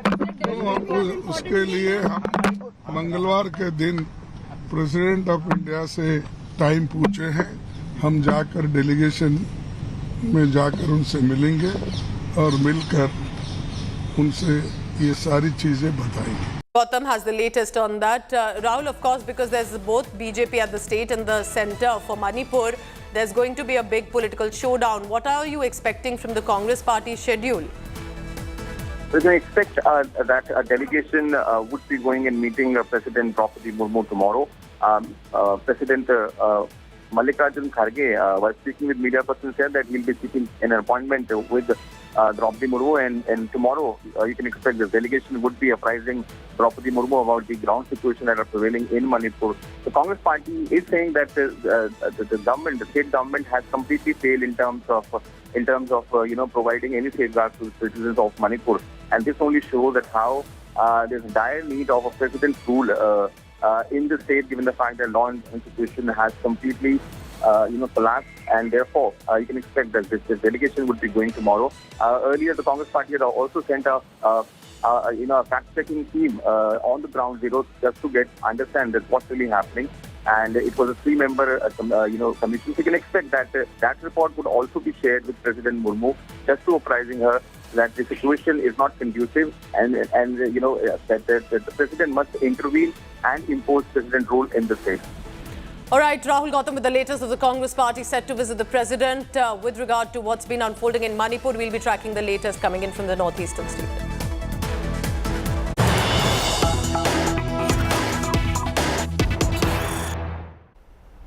All right, we have big news coming in from Sriharikota, because that's where the Indian Space Research Organisation is gearing up for GSLV NVS-1 Navik satellite launch. Looks like there's been a downpour there, but that's not stopping the space enthusiasts, youngsters from schools, colleges who have gathered there. And it's heartening to see the number of space enthusiasts at Sriharikota to witness the launch. The team of scientists tracking the latest. Let's dip in for a while to understand what's happening. Based on liquid hydrogen and liquid oxygen stored at cryogenic temperatures as propellants. This stage operates for 13.5 minutes and increases the relative velocity of the rocket from 4.7 kilometers per second to 9.7 kilometers per second. The satellite NVS-01 is injected at an altitude of 251.5 kilometers with a relative velocity of 9.7 kilometers per second. Let me remind the viewers that the geosynchronous transfer orbit of NVS-01 has a perigee of 170 kilometers, which is how far the satellite will be at a point nearest to the Earth, and apogee, or the farthest point from Earth, of 36,744 kilometers nominally. Thrust burns of the satellite will then take it to the geostationary orbit. So the spacecraft is part of the Navigation with Indian Constellation, the abbreviation NAVIC, and it's a series. It will aim to provide monitoring and navigational capability. Remember, because these are indigenous aircrafts that are being made, it is also about how the Indian Space Research Organisation is pushing its merit to ensure that we can come at power with the global space missions, and that's about 3 minutes away. So I would like to stay on this big story. It's important as much to cover these issues, which is about the Indian space missions one by one. Remember, in the past few months, there have been GSLV launches of different kinds that have been put into the orbit. This one specifically will be terrestrial, aerial and marine transportation. It will have location-based services. There will be personal mobility. reliability, resource monitoring, survey and scientific research. There will be dissemination and synchronization of the information. So they will be in touch with the ground stations and safety of life alert dissemination as well. अपनी परिशुद्ध नौवहन सुविधाएं को उन्नत बनाते हुए भारत के विकास के लिए समर्पित है. The mission is expected to last 12 years and is being launched with an indigenous developed rubidium atomic clock that will be attached this time from the Space Application Center. It's very interesting to see about how this is unfolding, and we'll go on the ground in just a short while, staying on with these visuals. On one side, remember the hard work of many of these scientists for many months, and this is of course the GSLV NVS-01 that you're looking at will be launched in just about the next 2 minutes. -2 minutes. Shilpa Nair, quickly before that countdown begins. Shilpa, this is going to be very interesting because it will help us in our space capabilities as well, isn't it? Well, absolutely, Pooja. In fact, yet another prestigious launch as far as the ISR is concerned. This time around, it's a GSLV, that will be carrying an NVS satellite, NVS-01. That is the name of the satellite that the GSLV will be carrying and placing in intended orbit. Just few more minutes or few more seconds left for the launch of the GSLV S-12. In fact, the mission director and ISRO chairman S. Somnath, SDSP director Rajarajan, LPSC director V. Narayanan are present at the mission control complex, and members of the public, including children, are seated at the viewing gallery, and they're all holding umbrellas because the temperatures, of course, are soaring. It is around 34 degrees Celsius. So members of the public who are very keenly interested in watching the liftoff or the launch of the GSLV, they are also seated at the viewing gallery. And the mission director, of course, had authorized the launch of this navigation satellite. And in just a few seconds from now, it will take off. Shreya, because we are in that final stage of the countdown, and this is ISRO prepping before. Remember, this is just a part. The big launch will be of the biggest missions of the year, Chandrayaan 3. Before that, so let's stay on now. Activated. -25 seconds. PS2 VSPP open. -20 seconds. -15. 10, 9, 8, 7, 6, 5, 4, 3, 2, 1, 0. +5 seconds. Lift off normal. प्रज्वलन और सफलतापूर्ण उत्थापन GSLV F-12 का चारों L-40s तथा core booster S-139 अपना सामान्य निष्पादन करते हुए उद्देश्य कक्षा की ओर अग्रसर. Nominal launch of the GSLV F-12 mission. The rocket flying by spewing fire into the clear sky of Sriharikota. GS-1 and L-40s together thrusting currently. The Shah ground station is currently tracking.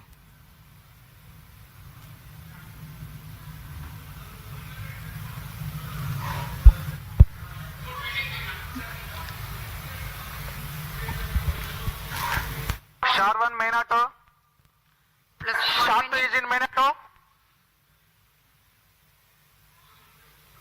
वर्तमान में प्रथम चरण प्रज्वलित है. इसका कार्यकाल लगभग 110 second का होगा. इसमें 4800 किलोन्यूटन का प्रणोद उत्पन्न होता है. P2 change over to SCBT2. The core 139 motor will continue to burn for 110 seconds, while the L-40s continue to burn for a total of 150 seconds.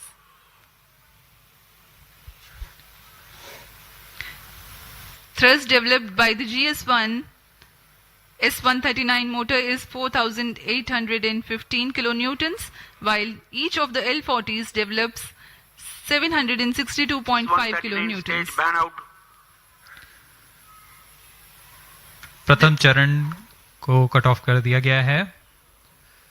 L-40 अभी भी प्रज्वलित हैं.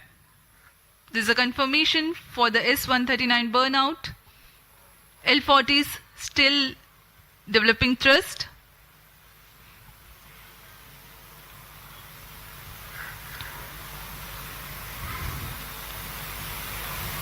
कुछ ही क्षणों में हम देखेंगे द्वितीय चरण का प्रज्वलन तथा प्रथम चरण का पृथकन। The current altitude is 67 kilometers. 40 stages thrust cut off. Stage separated. Second stage ignited. जी हाँ, द्वितीय चरण का प्रज्वलन शुरू हो चुका है जैसा निर्धारित था और प्रथम चरण को यान से पृथक कर दिया गया है। The second stage has ignited and the first stage has been separated from the ongoing launch vehicle. Currently, Shah station is tracking. Plus 3 minutes. जी हाँ, यान पूर्णतः निर्धारित पथ को अनुकरण करता हुआ जा रहा है और द्वितीय चरण भी सामान्य निष्पादन कर रहा है। इस चरण का कुल कार्यकाल लगभग 140 सेकंड का होगा। इस दौरान यह 846 किलो न्यूटन का प्रणोद उत्पन्न कर यान को करीब 130 किलोमीटर की ऊंचाई तक ले जाएगा। High thrust Vikas engine developing a nominal vacuum thrust of 846 kilonewtons. Vikas engine is a pump-fed engine. Second stage performance normal. Of UH25 as fuel and N2O4 as oxidizer.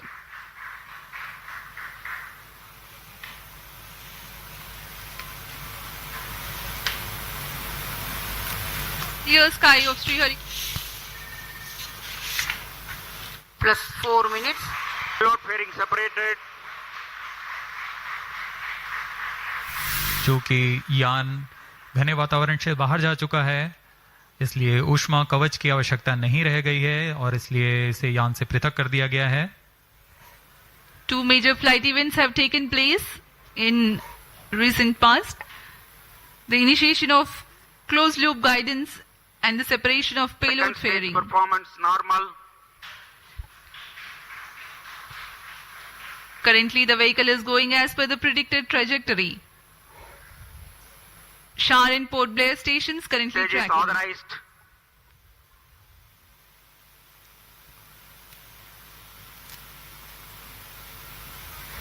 द्वितीय चरण सामान्य निष्पादन करते हुए यान को उद्दिष्ट कक्षा की ओर ले जाता हुआ। Second stage thrust cut off. Second stage Plus separate. 5 minutes. Thrust ignition is commanded. द्वितीय चरण को कट ऑफ के बाद में यान से पृथक कर दिया गया है और अंतिम चरण क्रायो अपर स्टेज का प्रज्वलन शुरू हो चुका है। The cryogenic upper stage has commenced its operation. The nominal burn duration for cryo stage is more than 13 minutes.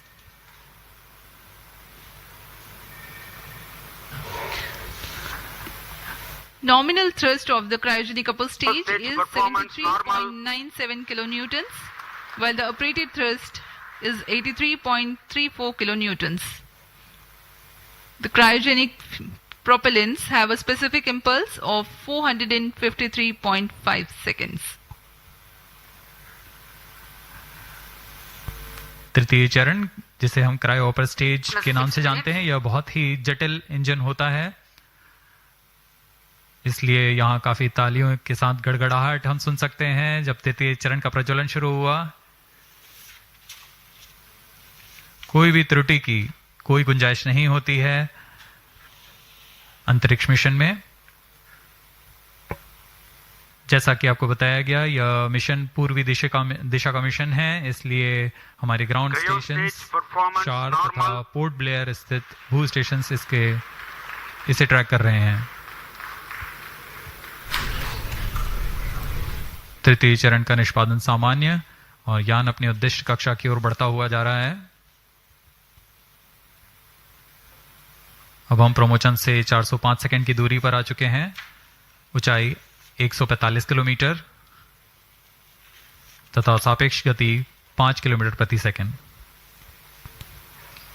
Plus 7 minutes. We are more than 400 seconds past the launch time. Current altitude of the launch vehicle is 146 kilometers and the relative velocity 5.14 kilometers per second. Let me describe to the viewers in the meantime the description of the satellite taking ride in this mission. Navigation services using Indian constellation of satellites provides accurate real-time positioning and timing services over India. Cryo stage performance normal. 1,500 kilometers around India. The Indian Regional Navigation Satellite System, IRNSS, goes by an operational name, Navik.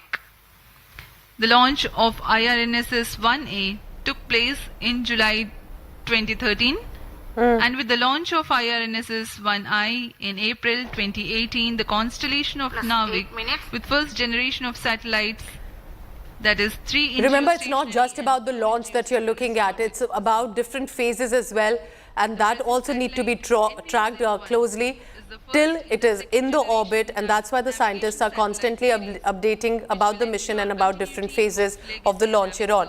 Let's go across to Shilpa Nair for the latest on this. Shilpa, there have been several of these missions on which we've had this conversation, and it's good to see space enthusiasts also, specifically youngsters, tracking the latest on that. How important is this indigenous mission and the next generation satellite? It's part of the Navik series, Shilpa. The heart of the navigation. Well, Pooja, as far as the Navik satellite is concerned, the key applications of it include terrestrial, aerial and maritime navigation, precision agriculture, geodetic surveying and emergency services. And it also, of course, provides location-based services in mobile devices, orbit determination for satellites and marine fisheries, and timing services for financial institutions. So clearly, looking at the different specifications of this application, this satellite, of course, is extremely important as far as the strategic applications are concerned. It will be used for government agencies as well. But as of now, as far as launch is concerned, the rocket will be scheduled to deploy the satellite in a geosynchronous transfer orbit nearly 20 minutes after the flight. That is the reason why we are seeing the mission, of course, still going on despite the GSLV rocket taking off few minutes back. The total flight time is around 20 minutes. But so far, this looking at the parameters and from what we're picking up from the command center, everything looks normal. Every stage, it has been performing normally, is what the scientists at ISRO have been saying through the command center. That is the instructions that we're getting as well. And the satellite, of course, will be placed at an altitude of about 251 kilometers. That is what the ISRO has said as far as this particular mission is concerned. And of course, like you rightly pointed, a lot of space enthusiasts, a lot of young kids have come to the viewing gallery because every time ISRO, of course, launches a satellite, every time they launch a rocket, there's a lot of enthusiasm, a lot of excitement, and that is the reason why many of them, therefore, it becomes also a reason for youngsters, specifically for school and college-going students as well, to take more interest in India's space missions. Remember, school students even had made the Azadi Sat satellite that was being launched into space. It had issues, but at least it was a learning lesson. Now, this one that you're looking at had the growing requirements of the civil aviation sector for better positioning, navigation and timing. Let's listen in to the tracking of the phases of this launch. Indian constellation की स्थापना की गई। नाविक को Indian regional navigation satellite system IRNS के नाम से भी जाना जाता है। नाविक को 7 उपग्रहों के नक्षत्र के साथ डिजाइन किया गया है। इस नक्षत्र के 3 उपग्रह भूस्थितिक covers an area including India with a region of up to 1,500 kilometers beyond the Indian boundary. And as we can see, it's heartening to see one by one the phases are reporting normal. And that it is now heading into its orbit as it has been scheduled, from where they will start tracking from the ground stations. My colleague Pramod Madhav is on the ground and he sent us this ground update. Let's go across to that. S-band का उपयोग किया जाता है।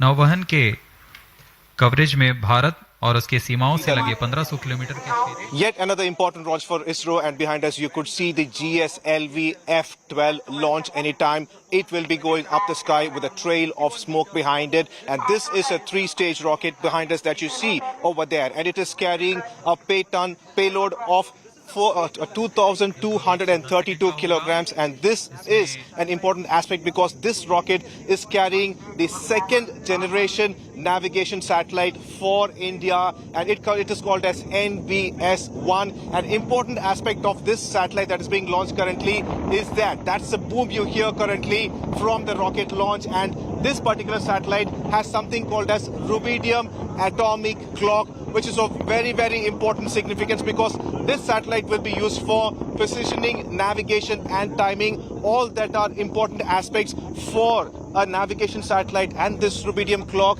is indigenously made in India, in Ahmedabad, and that is being carried in that rocket currently. This constellation will have 7 satellites, of which the second generation first satellite has been launched behind us in that GSLV rocket, and it will take 18 minutes to reach 225 kilometers, like the shortest point. And after being positioned, that satellite would even reach a perigee apogee of 170 to nearly 36,000 kilometers, navigating around the Earth. This is Divyan, Pramod Madhav for India Today.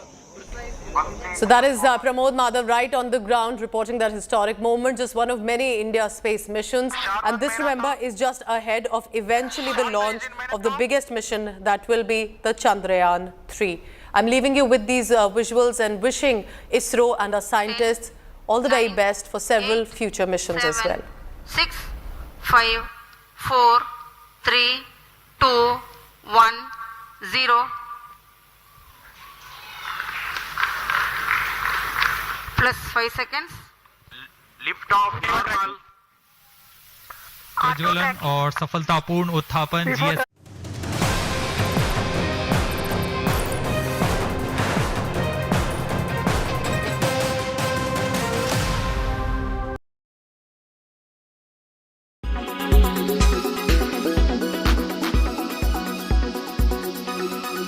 Paytm has launched a credit card in collaboration with SBI Cards and NCPI. The RuPay card offers exclusive privileges to customers worth up to 75,000 rupees with a complimentary Paytm First membership that also includes offers for OTT platforms and flight ticket discounts through the Paytm app.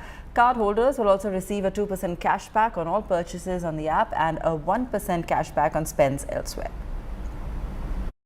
2 market share हो जाते हैं payment में. How many people use our consumer app and how many people use our merchant services?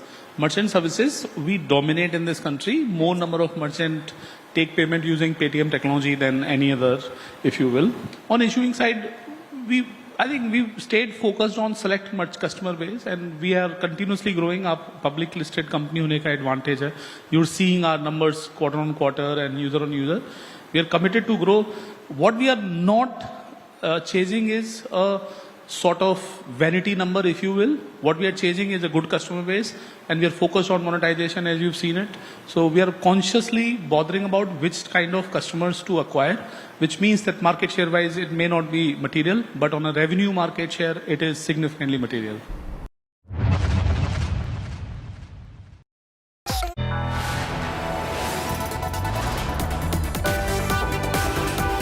You are watching India Today.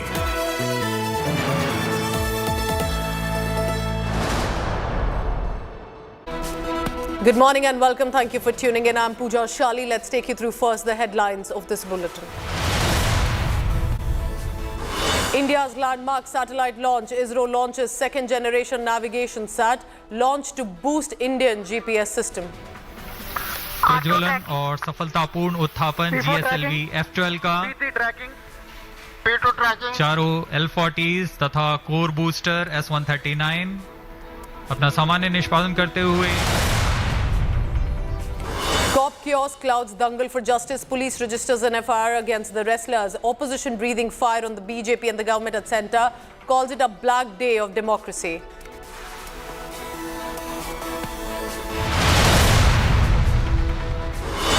Prime Minister Modi's government to complete 9 years. Over 50 rallies are being planned across India. 12 BJP bigwigs to woo the voters in the states. Congress assures mega 2024 victory against PM Modi. Chief Minister Siddaramaiah gets the charge of the Finance Ministry portfolio. D.K. Shivkumar gets major and medium irrigation and Bengaluru city development. Portfolios distributed among the ministers, but important finance one goes to Siddaramaiah.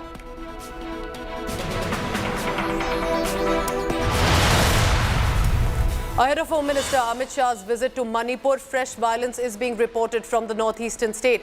Chief Minister Biren Singh claims 40 terrorists killed by security forces.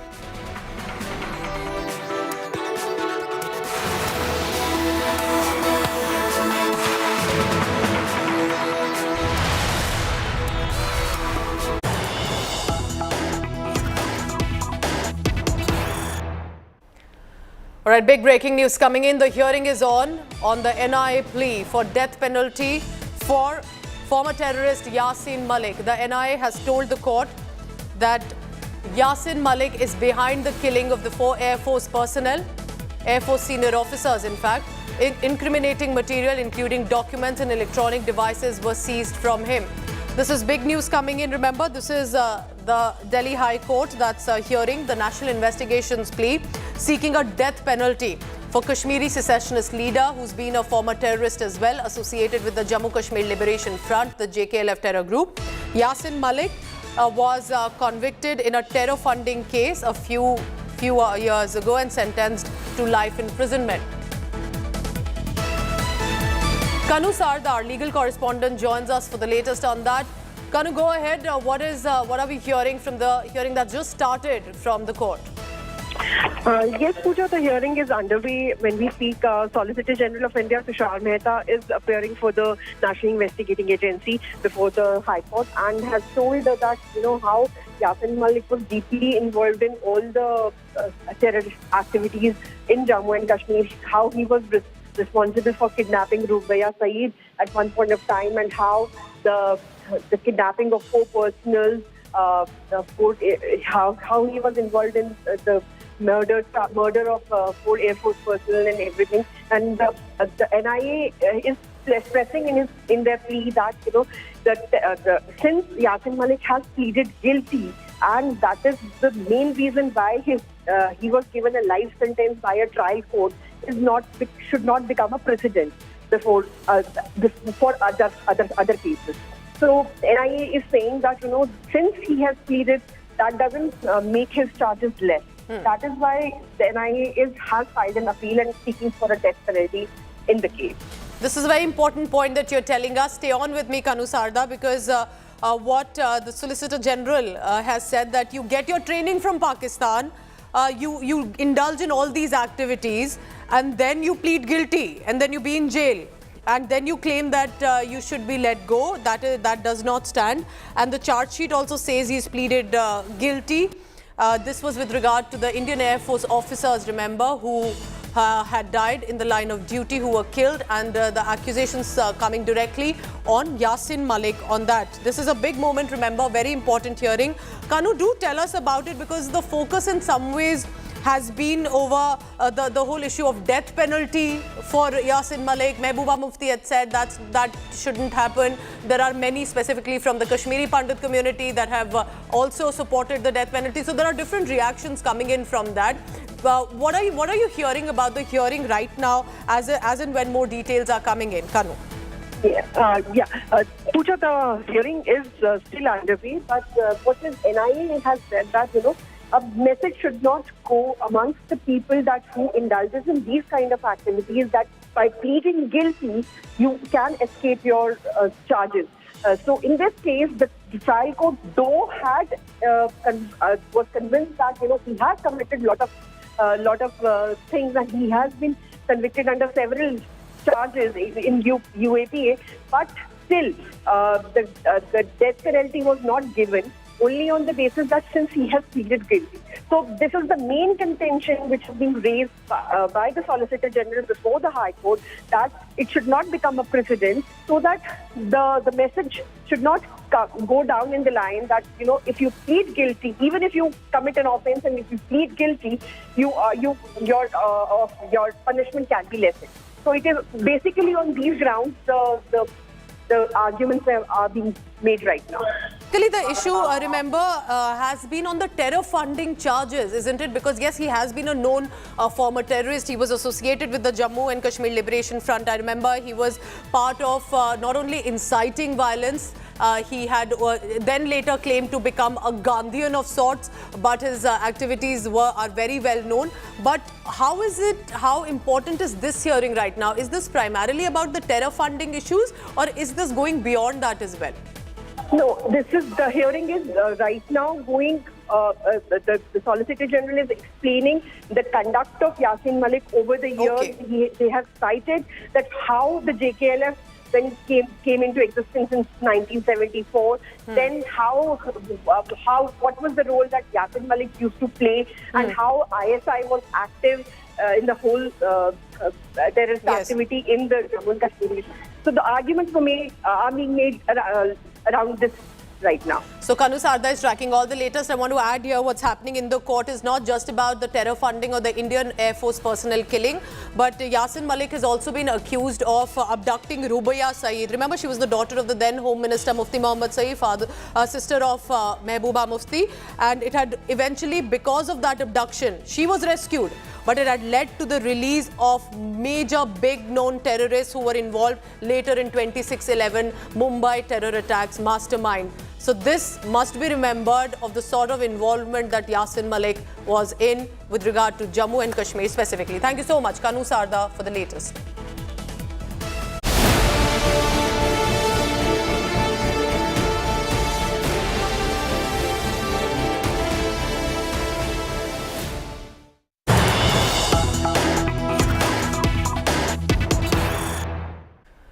Big news coming in about the wrestlers, the FIR that has been registered. We have now the details with the FIR that has been accessed by India Today television.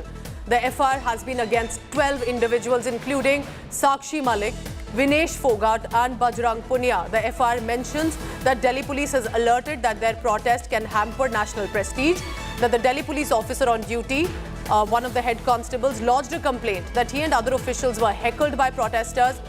He received an injury also at the back of his neck, despite senior officers trying to have a dialogue with the wrestlers. This is according to the police statement, that they tried to have a dialogue with the wrestlers, but they refused to agree, did not pay attention to the loud hailers that were coming in from the cops. The wrestlers broke 2 barricades, obstructed police personnel on duty. Remember, the wrestlers were at Jantar Mantar, and then they decided to get into a scuffle with the cops and march towards the Naya Parliament that was being inaugurated right at that moment. Of course, it was a VVIP zone, but till now we had information that FIR has been lodged, but now we know that the names have also been mentioned. I want you to listen in first to the senior police official speaking.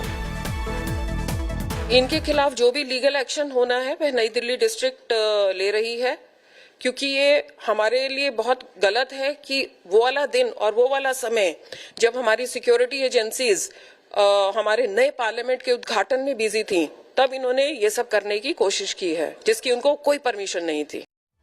The latest on that is Arvind Oja. Arvind, हमें exactly बताएं, क्या ये नाम mentioned है इन wrestlers के FIR में जो आपने एक्सेस किया है, और क्या लिखा है इस FIR में? नहीं, बिल्कुल इंडिया टुडे के पास एफआईआर की कॉपी भी है और इसमें साफ साफ लिखा हुआ है कि किस तरीके से जो रेसलर्स थे उनको परमिशन नहीं मिली थी. जो नया पार्लियामेंट उसका उद्घाटन हो रहा था, उसका इनॉग्रेशन हो रहा था, और वहां पर वो मार्च करना चाहते थे जिनकी परमिशन नहीं मिली थी. उसके बाद इन लोगों ने बैरिकेड्स तोड़े जंतर मंतर पर. उसके बाद जब ये संसद भवन की तरफ जाने लगे, पुलिस के सीनियर ऑफिशियल वहां पर मौजूद थे. उन्होंने रोकने की कोशिश की और कहा कि वो डिटेन्ड हो जाए. वो डिटेन्ड होने को भी तैयार नहीं थे और पुलिस के साथ स्कफल हुआ, जिसके बाद सभी को डिटेन्ड किया गया. पुलिस ने राइटिंग की एफआईआर दर्ज की है, दंगा भड़काने की, उसके अलावा सरकारी ड्यूटी में बाधा डालने की एफआईआर दर्ज की है. और एफआईआर तकरीबन 12 लोगों के खिलाफ है, जिसमें जो ऑर्गेनाइजर है उनके खिलाफ भी एफआईआर है. बजरंग पुनिया, साक्षी मलिक और विनेश फोगाट, इनका नाम भी एफआईआर में, यानी सीधे सीधे जो ये रेसलर है इनके खिलाफ दंगा भड़काने की एफआईआर दर्ज हुई और साथ ही साथ एफआईआर में ये भी लिखा हुआ है कि जो रेसलर है वो मानने को तैयार नहीं थे और बकायदा पुलिस के साथ उनका स्कफल हुआ जिसमें कुछ पुलिस कर्मियों को भी चोट आई है। साथ ही साथ दिल्ली पुलिस ने अब ये साफ कर दिया है पूजा कि जंतर मंतर पर दोबारा इनको प्रोटेस्ट करने की परमिशन दिल्ली पुलिस नहीं देने वाली है। अगर इनको कहीं परमिशन प्रोटेस्ट करना भी है तो वो दूसरी जगह पर करेंगे, लेकिन उसके लिए भी दिल्ली पुलिस की परमिशन लेनी पड़ेगी। तो दिल्ली पुलिस ने साक्षी मलिक, बजरंग पुनिया और विनेश फोगाट समेत जो ऑर्गेनाइजर थे कुल 12 लोगों के खिलाफ एफआईआर दर्ज की है पूजा। अब हमें बताइए तो अब क्या स्ट्रैटेजी आपको लग रहा है रेसलर्स की होगी, क्योंकि जंतर मंतर उनको वापस नहीं जाने दिया जा रहा है। They have been barred to enter into the protest venue. They say they are very disappointed. तो क्या ये रेसलर्स की प्रोटेस्ट जारी रहेगी, क्योंकि ब्रिज भूषण शरण सिंह ने तो कह दिया है कि वो बिल्कुल इनोसेंट है, उनके अगेंस्ट चार्जेस बेसलेस है और रेसलर्स कह रहे हैं कि धरना खत्म नहीं होगा। तो अब किस तरह से इशू आगे बढ़ता आपको दिख रहा है? नहीं, देखिए ये जो पूरा मामला है, सबसे पहले अगर इस केस की बात की जाए तो ये पूरा मामला कोर्ट में चल रहा है और दिल्ली पुलिस लगातार कोर्ट में स्टेटस रिपोर्ट, जो उनकी इन्वेस्टिगेशन की स्टेटस रिपोर्ट है, वो कोर्ट में दाखिल कर रही है। लेकिन कोर्ट के बाहर भी एक अखाड़ा बना हुआ है जिसमें पहलवान एक तरफ से जो प्रोटेस्ट कर रहे हैं, जबकि दूसरी तरफ ब्रिज भूषण सिंह है। ब्रिज भूषण सिंह लगातार ये बयान दे रहे हैं कि वो नार्को टेस्ट कराने को तैयार है और वो सार्वजनिक किया जाए, लेकिन वो चैलेंज कर रहे हैं कि जो रेसलर है वो भी नार्को टेस्ट कराए। रेसलर है उन्होंने भी नार्को टेस्ट एक्सेप्ट कर लिया, लेकिन उसके साथ कुछ शर्तें रखी। तो इसको लेकर कहीं ना कहीं पॉलिटिक्स भी जमकर हो रही है, जो सियासत है वो भी जमकर हो रही है। केस एक तरफ है जिसमें दिल्ली पुलिस ने एसआईटी बनाई हुई है, पूरी इन्वेस्टिगेशन की जा रही है। जो 7 विक्टिम्स हैं उनके 164 के स्टेटमेंट हो चुके हैं। तो अलग अलग तरीके से दिल्ली पुलिस इस पूरे मामले में इन्वेस्टिगेशन कर रही है। लेकिन कल जिस तरीके से जो एक्शन हुआ, जब सिक्योरिटी ब्रीच करने की कोशिश की, उसके बाद दिल्ली पुलिस ने एफआईआर दर्ज की है। वहीं साक्षी मलिक और जो रेसलर है वो इस बात पर अड़े हुए हैं कि उनका प्रोटेस्ट जारी रहेगा, लेकिन जंतर मंतर को पूरी तरह से कॉर्डन ऑफ कर दिया गया है, पूरी तरह से घेरेबंदी कर दी गई है। वहां किसी को भी जाने नहीं दिया जा रहा है और दिल्ली पुलिस ने इंडिया टुडे के कैमरे पर यह साफ कर दिया है वो जंतर मंतर पर कम से कम अब प्रोटेस्ट करने की इजाजत नहीं देने वाले हैं। Alright, thank you so much. Arvind Oja gets us the latest on the FIR. The names have been mentioned of the wrestlers. There is a lot of outrage right now on how the wrestlers were treated, and a bigger question: why couldn't the government form a bridge to speak to these wrestlers? There are international level winners we are talking about. Why couldn't there be a communication that could happen for it to not reach what we had seen yesterday? Delhi cops, you are being told, more news coming in, will not allow the wrestlers protest at Jantar Mantar. The cops have said wrestlers must look for an alternate protest site. Cops have told the wrestlers that, and have written in the FIR as well, that the wrestlers tried to march to the parliament without an approval, and this, remember, was no ordinary day. It was the day when the parliament was being inaugurated and the security agencies were already on a high alert. Shreya Chatterjee is on the ground. Shreya, so no permission at all to return to Jantar Mantar, but Jantar Mantar is the only protest site in Delhi right now. That means the wrestlers have nowhere to go.